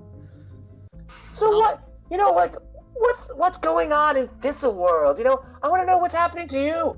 What's going on is I need to find him and where he was living or where he may have been keeping his secrets. Where he's keeping his secrets? Probably in his head. Besides that, you know what I mean? Like, I don't know what you mean, actually. Where would you keep his secrets? I don't think he was smart enough. Well, I don't think he was stupid enough to keep anything of importance like in the vault. I was hoping maybe like someplace he would. I thought maybe you'd be useful and have an idea. For as long as you were in the Thieves Guild, I thought maybe he was always turning a blind eye, to us during when all the thieving stuff was happening. That's pretty much it. And he's always involved in something. I don't think he's that great of a guy. if I had to trust him with something, but so that's what he's okay. Oh, hey, Carla, thank you. Here, Thistle, here's your tea. And mine, thanks. Thank you, Carl. Audio dungeon. Thanks, Dan. Practical effects. So, do you know of anybody he may have had other dealings with besides the Thieves Guild that might be still in town?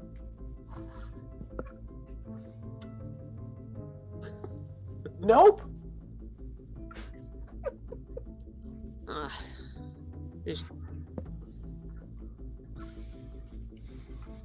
All right.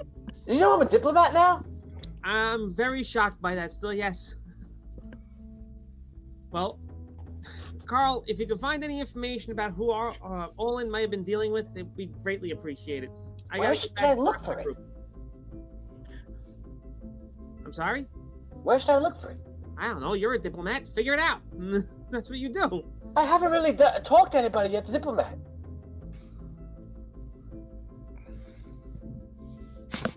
Hello? Am I a ghost? Thistle? Can you see me? This it's me, Carl Linger. I really appreciate all the information, and I got to get back to the group now. I'll be seeing you around. Hopefully not too soon. Okay, I'll come with you. I'll help out. No. You need a diplomat. Let me go, Carla. Hold all my calls. I'm gonna go help Thistle. What have I done? I figured once you might be useful. Okay, so Carl Linger has joined your party. And you know what the real kicker is? I was going over my sheet in between the weeks, right? And I have a note written at the bottom of my sheet from the very beginning of the quest, right? I hate Carl Linger. This is this is how stupid I am at some points, right? I don't know if you can read it down there. Light of his brother. No, below that. Father left for Anwar and never came back. Yeah, the same information that Carl gave me last week that I did not divine from Carl because it was on my sheet. It's okay. You only waited 6 months into the last minute of the last day you were leaving to ask him the information you knew from 3 months ago. Shredding it with every ounce of my soul. And yet you voluntarily go back to him. Yeah, maybe he actually had some information for once. If I was your therapist, Thistle, I would tell you that deep down you have a growing fondness for Carl Linger, and frankly, you're finding any way you can to bring him into your life more. Can you say that in a Morgan Freeman voice, and then I might believe you? My friend. Well, Thistle, I remember the first time you found Carl Linger. Carl Linger, my friend, crawled through a pile of shit, came out clean on the other side. Ran for mayor and then lost. But now we're here on this warm day.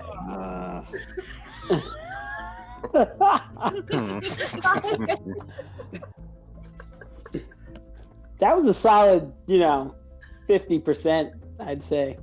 I think it was like 60 to 64. I think the fans like it. I think they love it. I think they really appreciate Percy, the Morgan Freeman-ness. If the fans like his impersonation of Morgan Freeman or not, because I would love to really see where this stands. I think that they love it, but I don't know if they think it's any better than we think it is. Yeah. I don't dislike it, I think if Morgan Freeman was ever watching an episode of Oi Dungeon, he would be like, "How did my voice get on this show?" All right. That's just. I just think he would be confused. Throwing his voice to his resume. I could throw my voice. I can be Morgan Freeman. Hello, I'm Morgan Freeman. Is he available? Do you think he could come on? Oh my I'm god. sure it's available. I'm sure he's not willing. Yes, I'm available. That would No, be I will not great. be coming down. Audio.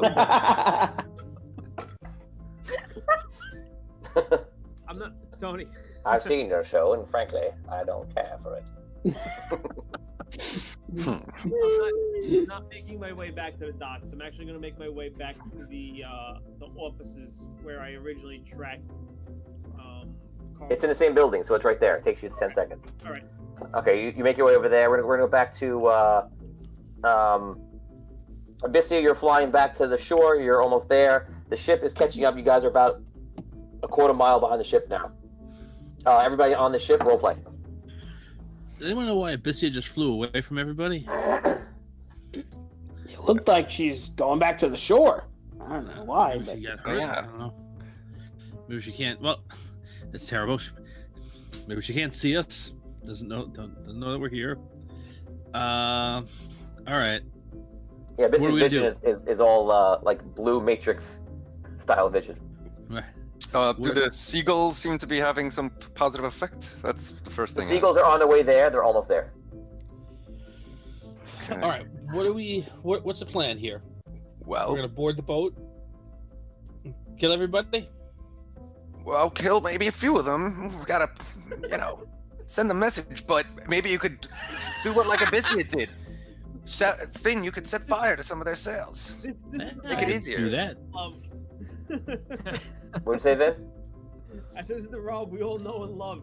Where he's in charge of something and he's like, just murder everybody.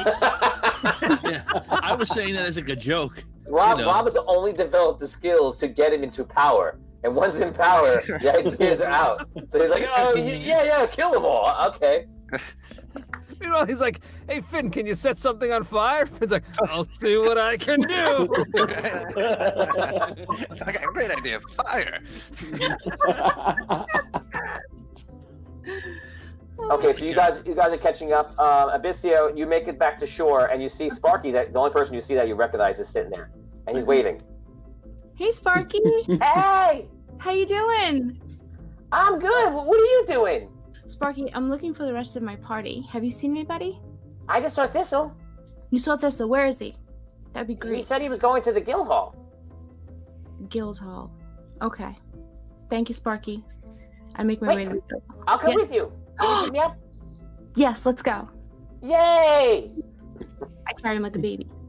Okay. We went to the Guildhall. And You fly to the guild hall. Thistle, you are in the office. Whose office you going to? You going to Olin's office? Yeah. Okay, you're going back to Olin's office. Doors open.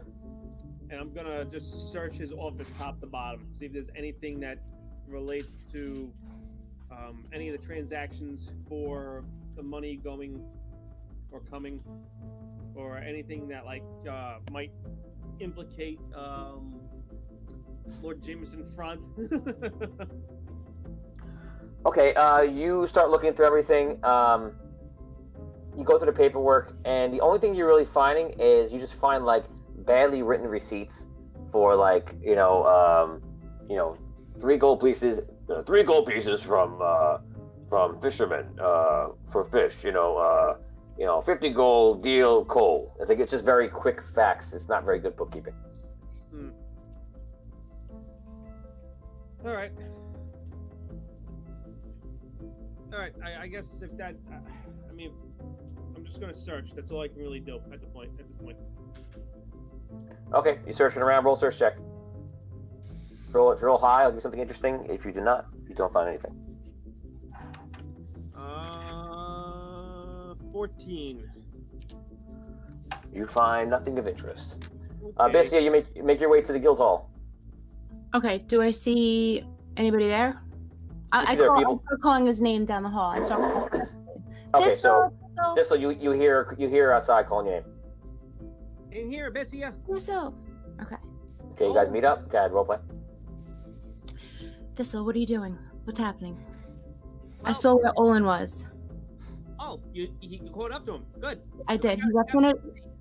He left on a ship full of pirates. So he's working with Raven now. So the rest of our gang are on the ship with the king, and they're chasing after the ship as well, after the galleon that Olin's on. I managed to set the mainsail ablaze, so thinking it would slow them down a little bit to make it easier for the king to catch them. Oh, that would definitely slow him down. And here we are. I didn't know where you were. Well, I searched his house. He's got nothing in his house. Doesn't even look like he was staying in his house. It kind of just looks like it was set up to look like he was staying in his house. You know what I mean? Mm-hmm. So I'm thinking maybe he might have another place of residence, someplace in the city, or someplace close. And Maybe a room at Smithy's Tavern. It's possible. I mean, I don't see why he would stay in the tavern, because people would see him coming and going. Yeah. Well, not if he came up through those stairs that we went down in Bludgy's room. It's funny you say that, because that's what I found in his office here. Look, and I point to the floor. So Maybe. It might be a possibility. I mean, anything's possible. Yes, you do find a hidden trap right on the floor right there, which is where you went down before. Richard Wild was asking about hidden doors or anything, and there actually is a hidden hatch. That's if you were watching the beginning of the episode, that was actually the hatch that he went down to find him, and now he's back in Olin's office searching for clues. So the only thing you really find in Olin's office is receipts and just paperwork for exchanges. You don't see anything that leads you to anything great. Nothing about a residence, and if you spend maybe the whole day there going through everything, maybe you find out something of interest. But as of right now, in a couple of minutes, just looking for skimming through, you're not finding anything that you can. Right, so are any of the guards nearby? Like not there's guards in the hall. Like not dwarven guards. Anybody that could be like in league with Olin. Yes, there are other guards too. There's human guards. Okay, so I grab. Are any of the paladins around by any chance? Or are they all with the king? Paladins? Is that what you said? Knights or whatever. No, there's no red knights here. Okay. There are red knights on the ship though. That they went with the king. Okay. So I grab some of the human guards, right? And first I close up the hatch, and I put the cover back on top of the hatch with the rug. And I call the human guards, and I tell them, I'm like, listen, I need to keep this room locked down. It seems that Olin has disappeared, and there might be information here about his whereabouts. Nobody comes in here except us. Nobody. Oh, okay, yes, sir. No problem. And then I turn to Abyssia. I'm like, I you know what? Might as well check Smithy's. I mean, it's a good spot. I don't know where else we really check. Okay, let's go. I work my way to Smithy's. Okay. You go to Smithy's Tavern. Guys, you are now closing in on probably about a couple hundred feet away from the galleon in front of you. The king walks over. He puts someone else on the wheel, and he's like, "Okay, everyone. I don't think we should start ramming this beautiful ship. So we need to stay in the back. Can anyone get over there? I see the birds overhead. They're about to pounce, I imagine." Yeah. I believe so, Your Highness. I can get some of us over there. I can attack it from a distance far. I agree. Let's keep you in the ship out of harm's way for now, and see what we can do to subdue that ship and bring Olin back. Okay, very good. Dan, you see? Roll a d20 for me, Dan. This is for your birds. They finally catch up against the wind, and they start attacking all the. Would you have attacked the pirates or the sails? The pirates. Anyone with a gun. Okay. Roll d20. Higher roll, the better. A 10. A 10. Okay, so the birds start getting in the way. They get in the way of about half the guys, and there's a causing distraction. Now there are two. Like I told you before, there are two galleons. As you guys are closing in on this one, you see. I'll do it like this way. You guys are coming up near the galleon, like here. Audio dungeon. You guys come in, and you see the other galleon is like slowing down, like over here on the side, and like coming in from the other side. You do see them opening up ports for their cannons. Oh boy, we got any cannons on this boat? Ginty runs up and he goes, yes, Otto's downstairs and he's ready to use the cannons. We have a whole system. It's pretty good and heavily armed. Oh, that sounds good. Very nice. I just don't know if we have actually cannonballs on the ship. Oh. Okay. We have to check because we weren't really ready for battle. We just, built the ship. So we may get lucky. We'll search for them and see what we got. Okay. All right. Okay. How long is the ship, Tony? How long is the ship you're on? Yeah. It's probably about it's probably about 100 feet. Okay. Probably. Maybe 125. Okay. It's about 150 feet. Okay. The galleon is 160. Put us at 150.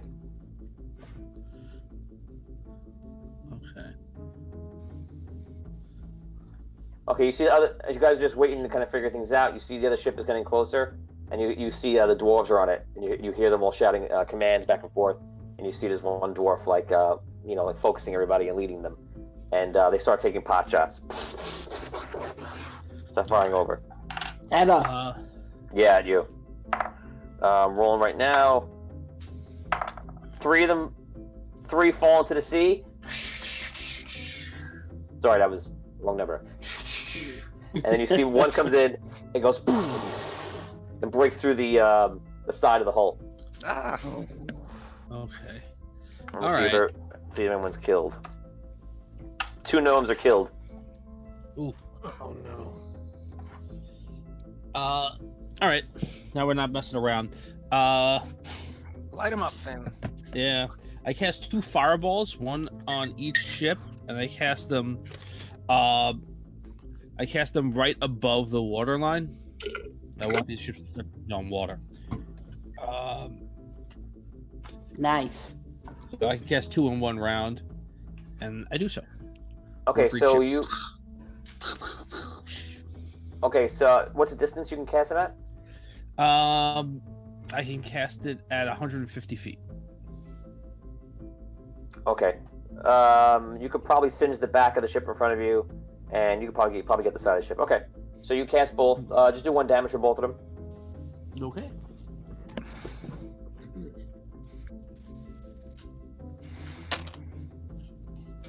$45. Okay. You go. You hit. Go to hit both of them. The one in front of you, the one with Olin on it, gets singed in the back. You see it does damage. You think they're taking on some water. The one on the side, you hit the side of the ship, and it doesn't do a lot of damage in water, but it blows back the guys on the cannons into the air and the other side of the ship. All right. So it's a good opening round. Anyone else want to do anything in this round? Yeah, I'm gonna climb up one of the masts to get a good shooting position, and see if I can target their captains and officers, like that guy who was giving the orders. I want to try and see if I can get a shot at him. Okay, this round, it probably should be a couple more rounds, but I'll just put you 1 round on climbing. Okay. Holgar, what do you want to do? Votorius, what do you want to do? Nothing for me this round. Okay. Yeah, Votorius? I'm just gonna keep an eye out and yeah, nothing. Okay. Going back over to Abyssia and Thistle. What are you guys doing? Oh, you're going to the tavern. You guys head to Smithy's Tavern, and you walk in, and you see a familiar guy leaning on the tavern, talking to the barmaid behind the bar. He's like, and so there I was. So the bad guy is there, and he's like evil, right? And I am being very adventurous, and I tell him, I am here with my friends to kill you. And then he is like, no, I'm going to kill you with my zombies. So we fought, and let's just say we won. Very subtle, Jacques. He looks over and he goes, "Oh, hey, Leticia. How are you? I'm good. I came in for the ceremony. I got late though." Perfect. Yeah, well, You're right on time. Too, it seems. What'd you say? Yes, I'm just talking to my friend over here. What's her name? A pretty lady. Not Linda. So- Please don't tell me you're talking to Linda. Linda? No, her name. No, not Linda. Lucky guy. Yes. Okay. So what's up? What are we doing? Well, there's a lot going on right now, and it's, when it involves us, it's never any good. What do you mean a lot going on? We're here to celebrate. This is time off. Yeah. Yeah. And I clue him in. Okay, you take the next couple minutes to fill him in. Now, what do you want to do?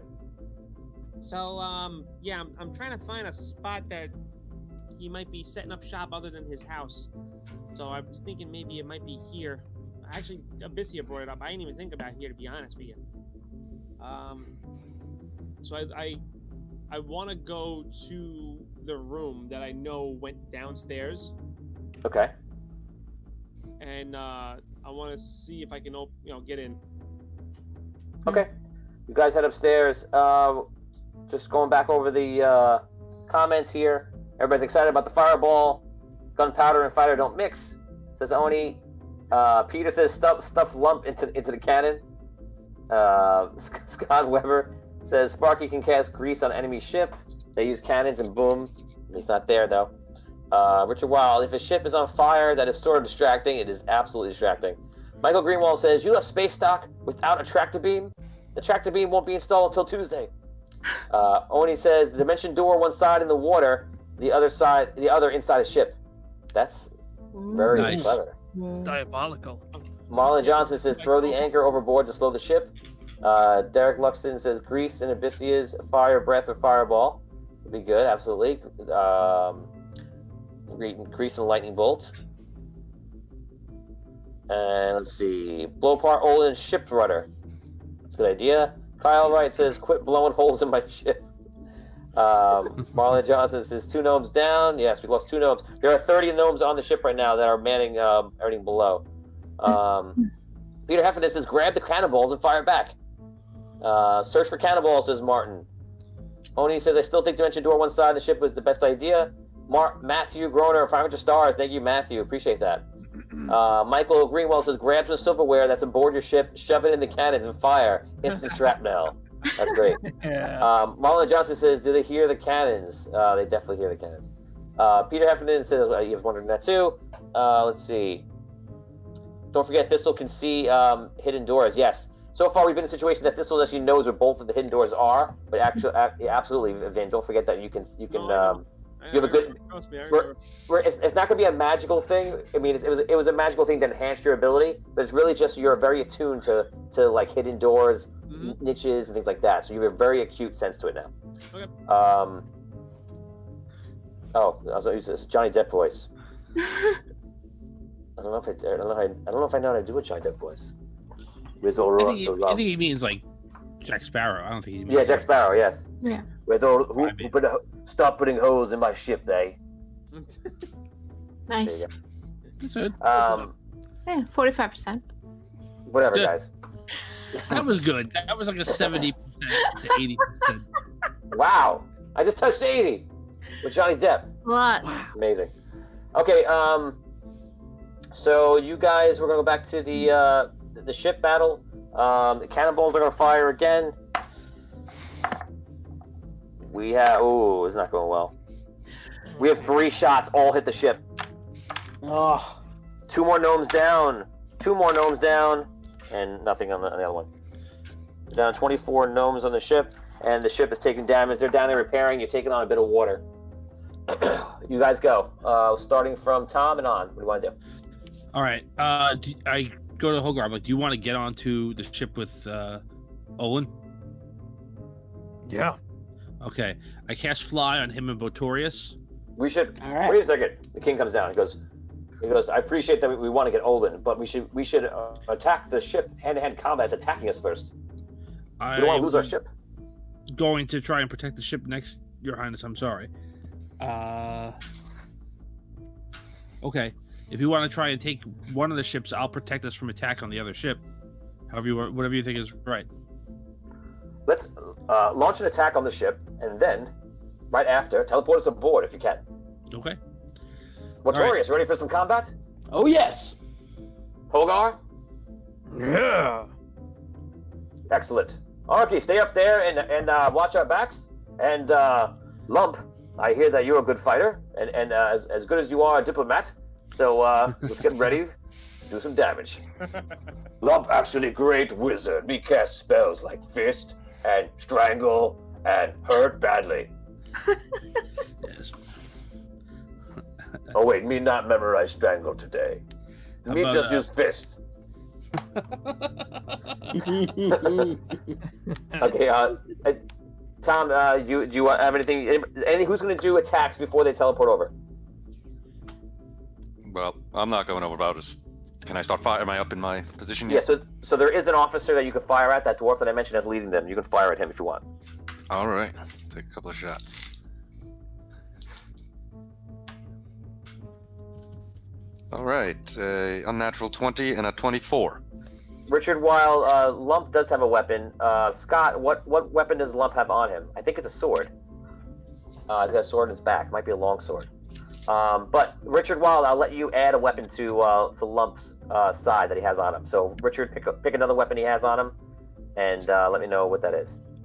Michael Greenwell says, "Iceberg, dead ahead." That would be bad. And what was your attack, Rob? 16 damage. What was the attack? I hit him 24 and a 20. Okay. Unnatural. Okay, so you hit him. He has a long sword. Right. Thanks, Scott. Okay, 16 damage, you said? Yep. Okay, so the guy you hit him actually in the face, and the guy you see him like grabbing his face, and there's all blood on his hand, and he's just trying to recover from that. Tom, are you just teleporting, or are you doing anything else? No, I'm gonna cast. All right, guys. I'm gonna cast something through this first, then you jump in after. So again, I'm gonna use a quick action. Cast Arcane Gate over the ship. Okay. So like we're gonna walk through, but we're gonna end up like you're gonna have to jump through because you're gonna jump down. I throw a lightning bolt through it. Oh, awesome! So you fire a lightning bolt, and you see it pop out the other direction. You just run through the whole ship and decimates everyone on board. Roll 1d100 for the percentage of people you just roasted. Excellent. You ran a lightning bolt down the center of a wooden ship. I think that's got to be 51. Crazy. Okay, so you take out half of them. They get blown apart. You see the whole captain's cabin at the end just explodes from it, and you're pretty sure you see the dwarven captain goes flying off into the ocean, and you see a bunch of guys get knocked off the deck. And Argon raises it, takes his sword out, and he goes, "For the Red Kingdom!" when he runs through. I run right after him. Yes. Okay, you guys run through, and you immediately see him swing and chop a dwarf's head off, and then elbow another dwarf in the face. Holgar, you come through. Another dwarf is coming up to hit Argon. You can take that guy. Obviously, he's right in front of you. All right, I'll take my attacks. 19. Hit. 21. Hit. And 23. Hit. All hits. Okay. I'll roll my damage. I'll let you know. Okay. Botorius, you come up and you see other guards getting off the ground. You see Holgar's busy finding one guy. The king is finding another guy. And there's a couple that are getting up and grabbing daggers. All right, I'll attack him. Okay. Natural 20 on the first one.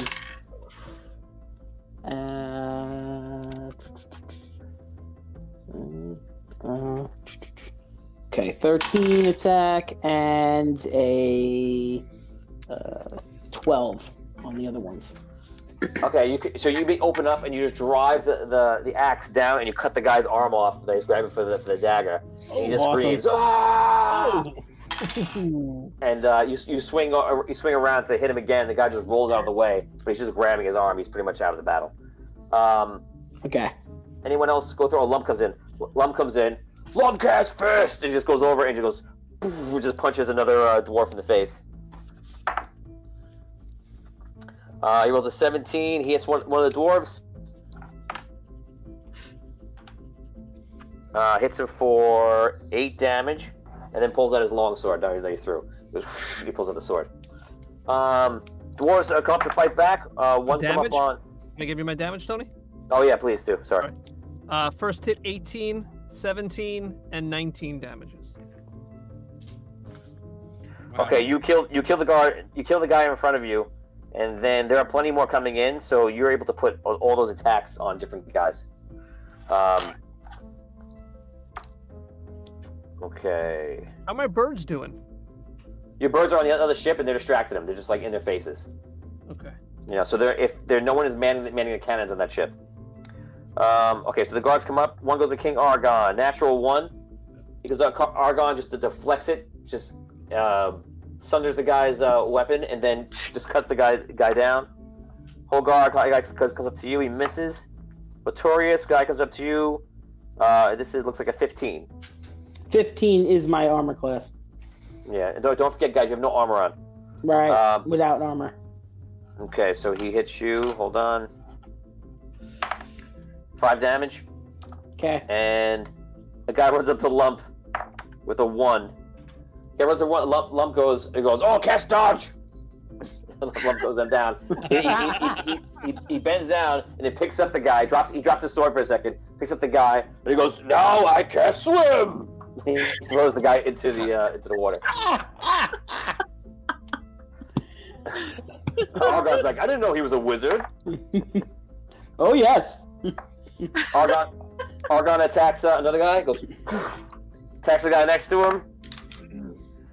Cuts across him, and you see there's one guy left on the other side. He takes the sword. I rolled 18, and just goes, fires a sword across, and impales into the guy. Dude. And that is how you end that. And looking around, you see the ship is beginning to kind of like buckle and get odd.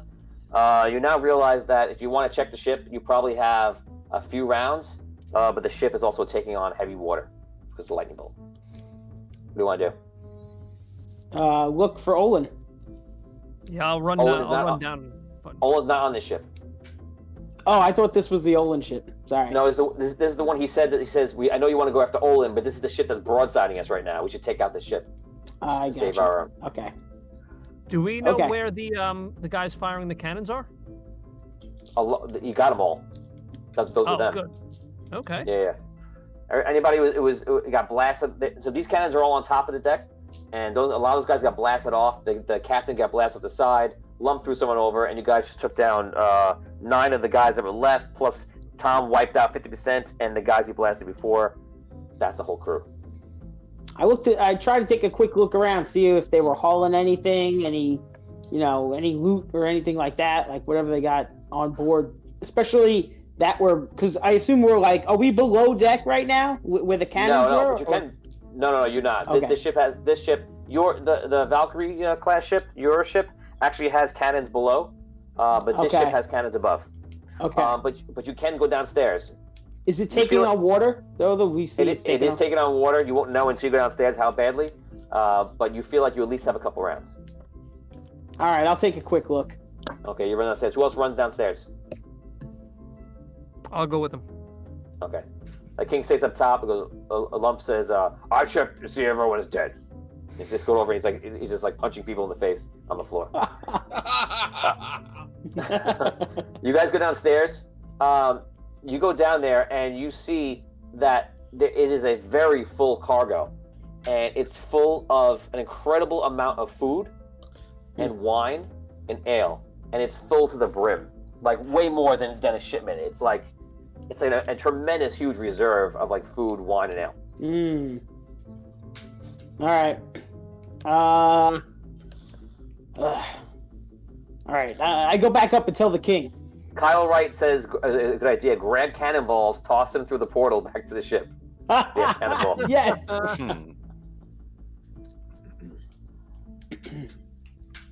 Okay. Is anybody following that advice, or are you doing something else? I'm gonna run up and tell the king what I saw down there. Okay, you run up. Yes, that's odd. Looks like they were very, very prepared. It's too much. It's weird. I don't quite understand what's going on and what's actually happening right now. And if this was, we just asked this dwarf a question, and it looks like he was prepared to leave anyway. Why Well, were they attacking us?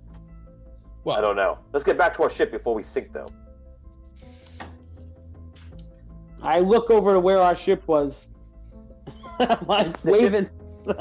It's still The there. ship- The gate's The still ship there. is still making its way. It's actually very close to just holding back from the other ship right now. You guys have a way to teleport over, or no? Yeah, the gate's still No. there. They can just come through. Oh, the gate's still there? Oh, okay. Yeah. I thought, but isn't the gate immobile? Yes, it is immobile, but I said before, I don't know how long it's been, but I put the gate at the front of the ship so that as the ship Oh no, moves, it would be gone now, definitely. okay. All right. I'm all like right, waving to our boat, like right. ready to I come guess- back, guys. I guess another one. Okay, you see them. Oh, you cast another one. Okay, you cast another one. You guys jump through, and you're back on the ship.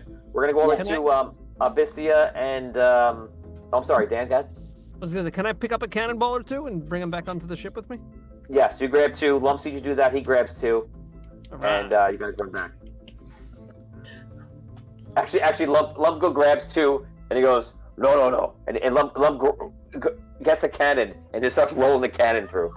Me taking this. You know what? I understand we have mission, but me take this. And he rolls the cannon through the gateway. Don't see that every day. All right. Going back over to Abyssia, Jacques, Sparky, and Thistle. Go ahead, roleplay. Well, All right, well, I'm going upstairs to where the room was that went down into the tunnels. Maybe where he had you guys held prisoners, where he was keeping his stuff. I don't know. I'm just kind of spitballing here. all right, let's go. All right, and I go Okay. back to that room. You go back down to that room. You go back down there and you look down the ladder, and you see most of underground where it goes to is already a couple feet underwater.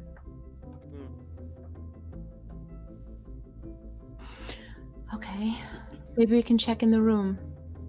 Maybe Well, there was something secret. You check the room. I'll save you a search check, and you find nothing of interest. The room seems like it's made to be rented by an adventurer or a traveler. so And just for confusion for everybody at home, they're actually in Smithy's Tavern right now, searching the original room that they from the early episodes where there was a hatch.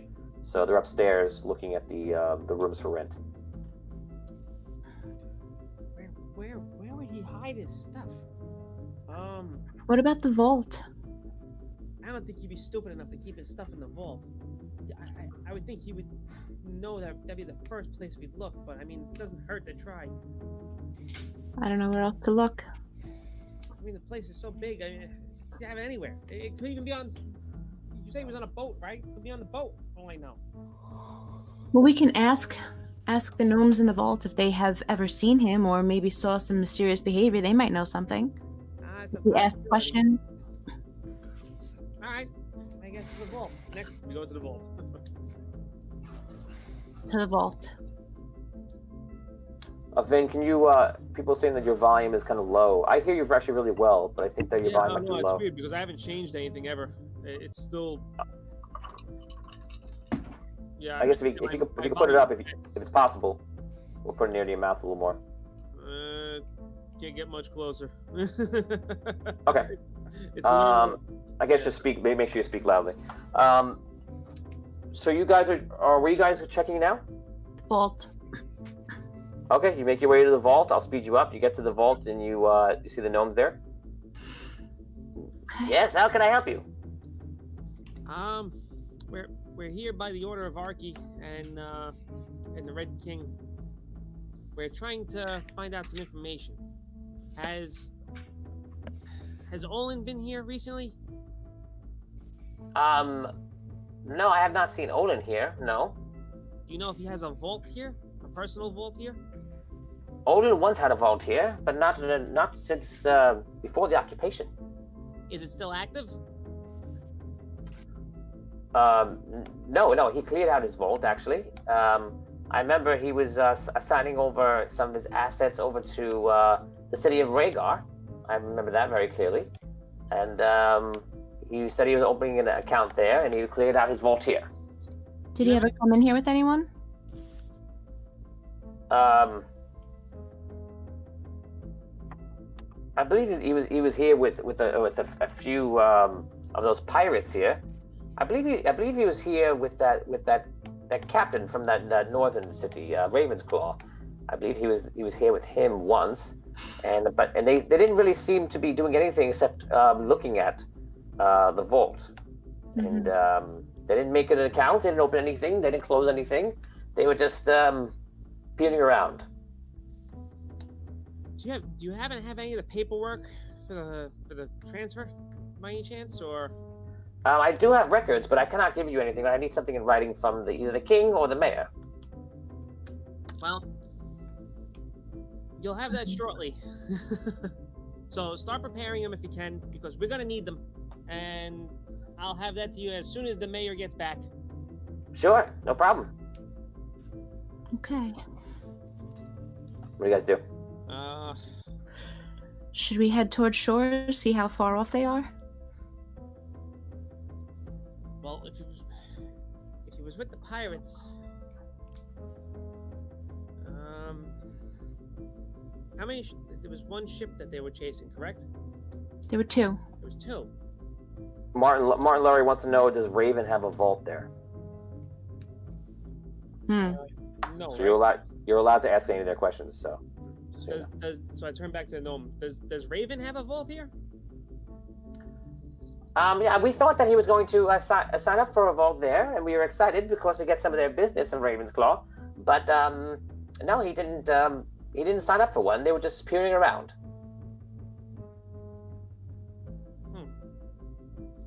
Have you checked the vaults since they've been here? Make sure everything's. We check the vaults every day. And you said Olin's vault was cleared out, correct? Yes, he cleared it out right before the occupation. How did he clear it out?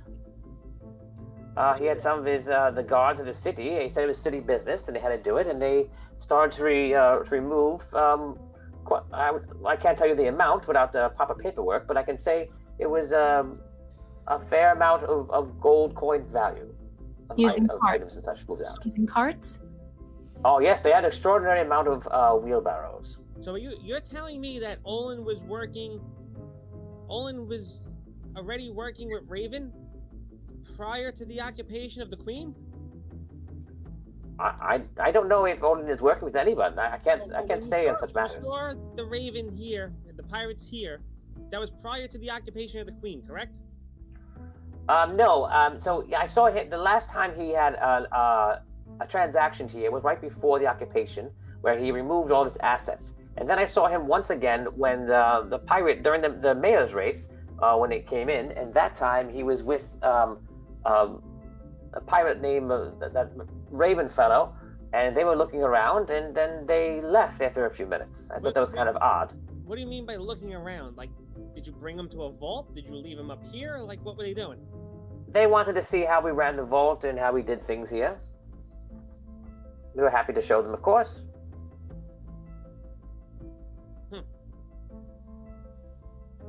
That's a little peculiar. Very peculiar. I did think it was odd, but since Odin was the past mayor and he was just trying to show off to appear, I felt that was my duty to oblige. Okay. And then I turn to make my leave. Okay. I guess we head back to the docks. Okay. Let's go. Okay, you head back to the docks. You walk back outside. You see Sparky and Carling are having a conversation about something, and then they start. He's like, "So what happened? Did you find everything?" No, we found nothing. That's the problem. Nothing. Okay. Listen, when you were at the tavern, I got all my stuff together. I'm ready to go. Carla said it's okay. I can go with you. You're a diplomat, Carl. You can't leave the city. What are you talking about? My whole job is to lead the city and diplomat everybody. I'm a diplomat the hell out of it. You haven't made any connections. That's why I need to leave. That's a point. Carl, you do have a point, but you can't leave. Thanks. Us. That's not diplomating. That's adventuring. There's a difference. Sometimes the adventure leads to other people. Look, how many civilizations did you meet when you ventured last time? Imagine if I was diplomating the whole time. And imagine if the diplomat dies while he's adventuring. Then you really ain't diplomating much of anything. Then maybe I'll diplomat to the Celestials in the sky. I'm coming with you if you do that, Carl. Okay. I want to point out that Vinny's trying to save Carl's life. And again, As I said before, as Thistle's psychiatrist, he clearly is trying to become closer and closer to Carl. I foresee them becoming roommates soon. My deep-seated love for Carl is trying to save him. Yes. Thanks, you admitted it. Thanks. That was my voice, Tony, not this. Nope, it was in game. Guys, maybe we could get the show on the road here. Let's get. I don't know what we're talking about anymore. Let's go. All right, so I guess I'm just making my way back to the dock because there's nowhere else really for me to go because I'm not gonna just roam around blindly. You guys go to the dock, and because you have so many NPCs with you, you have a whole new party. you're all standing there. Yay! So what do you do? People. So what are we gonna do? They're gone. Can you fly us there? I can. I don't know how many people I can take with me though. Say There's one. one. Just say one. Dibs. All we need is one. Well, you gotta take me because All right, I'm a diplomat. Maybe two. Maybe two. Well, I mean, I'll go if I can help out. I can actually. Okay, I can carry. Abizia, this is how the most you can do. I think maybe is one. Right? Why are you clawing your face like that? I'm itchy. Leave me alone, Carl. Oh, here's what we can do. I can, between Jacques and myself, we can each hold Sparky and Thistle. I'm sorry, Carl. I'm not going to have enough fly power to take you with. Don't you got a little extra fly power for me? No? It's me, Carl Linger. I know. But they can only take two small people with them. They're regular-sized people, and they can only carry two small people, and that's me and Arky. Yeah. Okay, I guess I'll stay back and run the sunken city. That sounds great. That's, yes. Oh. Bro, it's perfectly. Crushed. I'm back. Oh, I'm gonna run it. You have to linger here, Carl. I'll linger on. I'll run everything, all the financials and everything. I can do it. You know what, Carl? Would you be a gem and possibly check in at the vault and see? Just make sure that they're gathering the paperwork together for Olin's past financial history there, dealings. Okay, I'll do that. Good luck, guys. If I can catch up, I'll catch up to you. See you later. Bye. Okay. So I can. Okay, so Jacques stays behind. Then you take. No, I cast Fly on Jacques. Oh, okay. And then Before he we can go. grab Sparky Got it. and grab Thistle. Okay, you guys all fly. You make your way over. You fly back to the ship. Going back to everyone else. You guys just arrived back at the ship, and you're following the other ship. What is your plan of action? Role play. You're right there. You can easily pull the ship faster and forward by angling the sails and do whatever you're gonna do.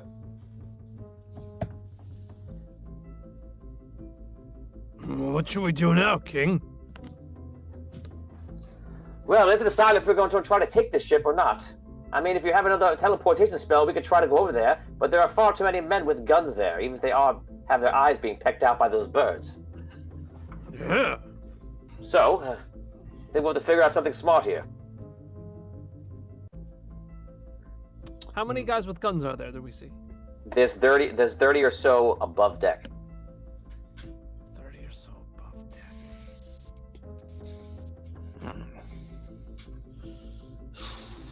Well, what do we got on the boat we could use?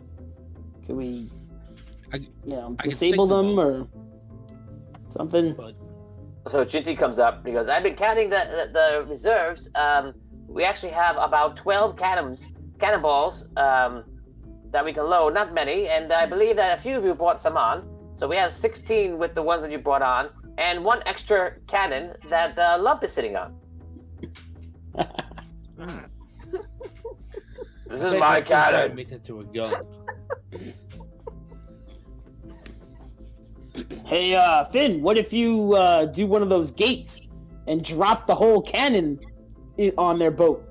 Might probably put a hole right through it. No, don't drop Bertha. Bertha is my pet. Yeah, but we might need her, Lumpy. You know, that could be a good weapon. No. Bertha is friendly cannon. Is that why you saved her?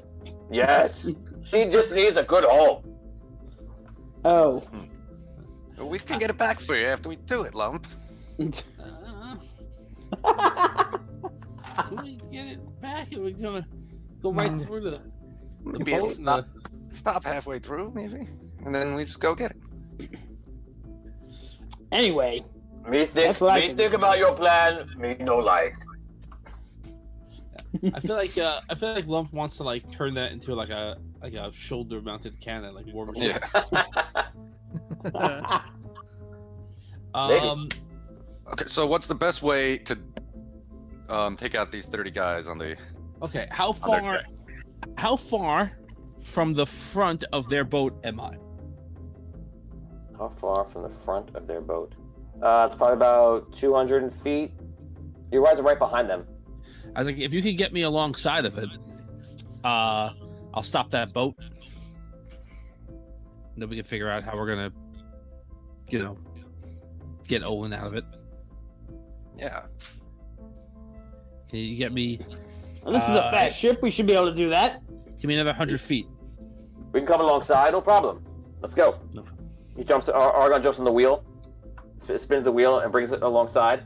You see all the birds who have been around for a while, been distracted and keeping busy, have now been removed. So now, for the first time, they start assembling weapons and rifles and such. And we're gonna say that. I'll say that. We're gonna say that a third of the pirates are not at the ready because of the birds. So Okay. the rest of them are all lined up, and you see the rifles are all there, ready to aim, and you're all within range. And they just start firing down upon the whole ship. Okay. I'm gonna do a general. Can- I'm gonna do a general attack to make this easier, otherwise it'll take so long. Attacks is attack on everybody every time I roll this. 18, a 3, and a 15. If it hits you, you take 10 damage, and then 4 damage. Ow. Okay, you guys are just pulling alongside. Is that what you're doing? Yeah. Okay, you pull alongside. They fire again. They also fire the cannons. And then you guys will take your turn. Wait. Because as soon as we're doing that, what I'm going to do is going to stop that from happening, at least in part. I cast Wall of Force. I cast a 100-foot wall in 10-foot segments, and I want to hook it around the front of the ship towards in between us. So I want to get the front of the ship and then as much of the side of the ship as I can in between us. So I'm casting picture 10-foot segments, 10-foot segments. So like only a energy. candy cane. Only energy can pass. Magic energy. Nothing. Or the opposite? No, nothing can pass. It's a Wall of Force. Let me read it. So it can be floating, resting on a solid surface. You can form it as a flat surface made of 10 foot by 10 foot panels that have to be contiguous. So you can't just put 10 random places anywhere. Nothing can physically pass through the wall. It is immune to all damage and can't be dispelled by dispel magic. A disintegrate spell destroys the wall instantly. The wall also extends into the ethereal plane, blocking ethereal travel through the wall. Okay, so it's you wrap it around between the ship and then around the front of them. So it's actually going to run into the ship. Well, the ship's going to run into it. Yeah. So the ship hits the front, bashes up the front piece of it. The ship, not too much damage, but just a little bit. And the ship starts to turn. It's like around anchoring around, pivoting around the front of the ship, around the thing. What do you guys do? Argon steering right now. It's basically in all of your hands. All right. What do you guys want to do? How could we swing across like pirates do? Sure, Like, I we- can. Isn't the wall of force there? It's 10 foot. It's a 10-foot wall. So So I'm you not want saying to go we over, jumped over it, Mhm. or like I just don't know what the distance between us what would be. Like, could we theoretically throw ropes with grappling hooks and swing across, or are we too far away? You could probably get across, but you put the I don't think we could. the end of the same round that you build the wall of force. It's already hitting the front and pivoting around it. Got it. So it's already moving every time you go to. It's not at a good angle that you would want to make a jump. So literally, probably in the next 2 rounds, it's gonna be completely turned around, and then it'll be like the wall's not even a factor anymore. Mm-hmm. Okay. Well, I guess I could start firing again. All right, I'll climb back up to the mast and start. Okay, you shots. you climb up to the top. You could take a free shot, Rob. Take 1 round to get up there, 1 round to shoot. Free shot And now? the rest of you, the other ship just kind of it breaks. It just does some damage, but the ship just kind of like pivots around the wall, damages up against it, and then it keeps sailing. And you see like they're all like trying to just do any repairs they can to the ship. Go ahead, Rob. 21. It's a hit. Right? Yeah, it's a hit. And 4 damage on whoever looks to be their leader, or if I can't identify anyone, whoever. Martin says chain lightning the pirates. David says ready, belaying hooks. Why? What do we have on this boat? I turned to what's his face? Rob's vice mayor. Jinty. Jinty, what do we have on this boat to besides these cannon to overtake another vessel? That's it. We only have the 16 cannons. We have a couple of the small skiffs on it, but this was just to be like a main voyage. Yeah, these things always are. All right. Does anybody have any other ideas other than me blowing the heck out of this boat? If you blow up the ship, you may kill Olin. You may destroy our chances for finding this gold. I don't want to do that. I want to be able to figure out a way to stop it. I'm turning to my colleagues here. Bo, what are you thinking? You want to just get on? I can do the gate again. We can just pop on there and start trying to, But they have guns. Yeah, it's Those gonna. things That's hurt. yeah. Tony, are we still flying to the ship? I would do it, but it's tricky. Who has me? I guess I'm assuming Abyssia. All right. Sure. I got an idea. Hold on. Let me see. Abyssia, can you make me invisible? Or can you make us invisible? Is that I something you do? can't. I didn't have that spell yet. Ah, What if we teleport onto the boat right by the stairs going down, and then you put up another wall right behind us so no one can come down after us? What if we got the anchor down somehow and prevented them from pulling it up so that we stopped them? We could try that. I don't know where the anchor is on that boat.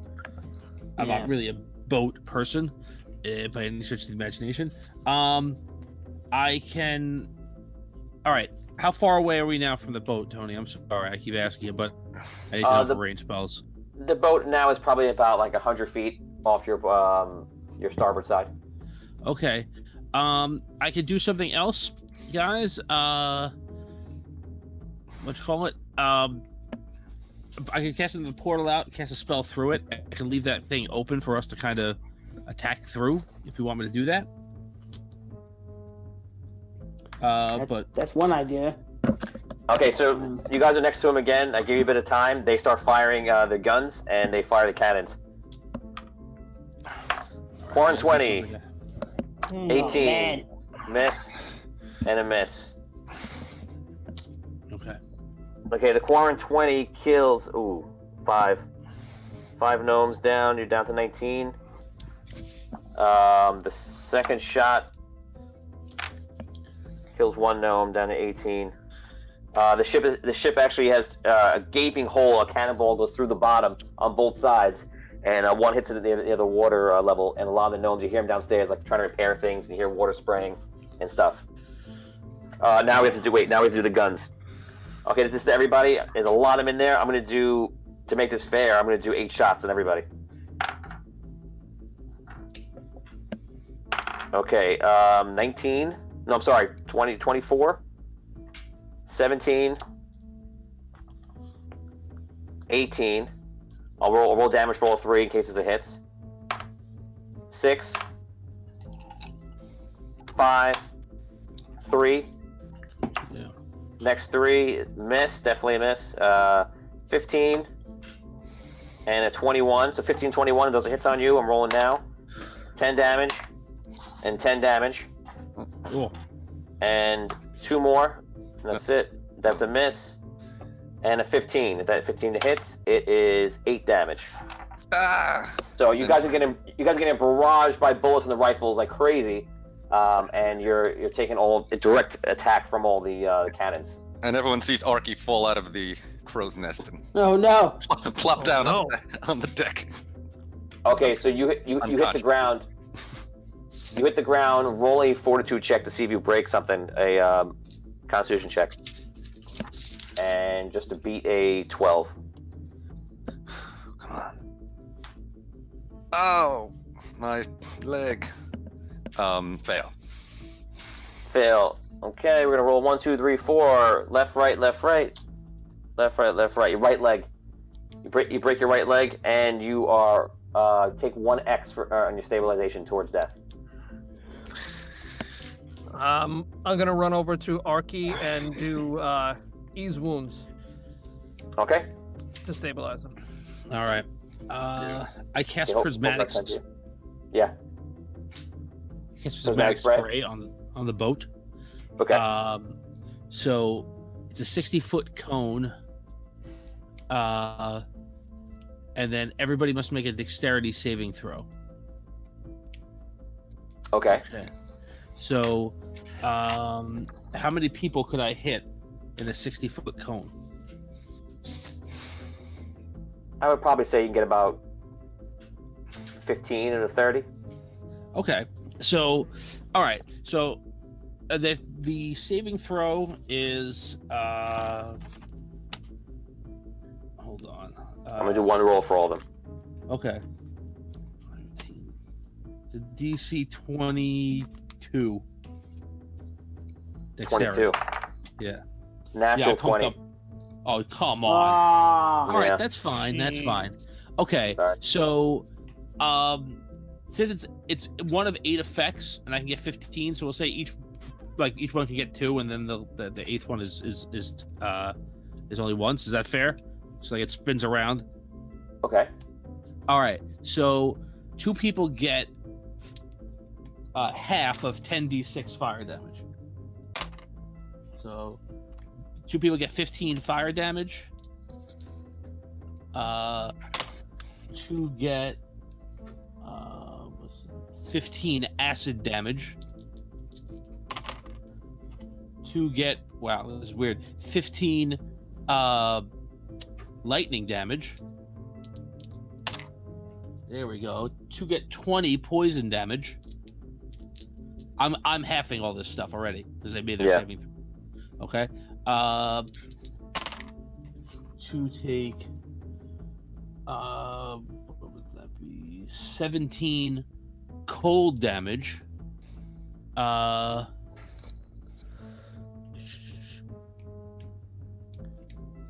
Okay. 2 are fine.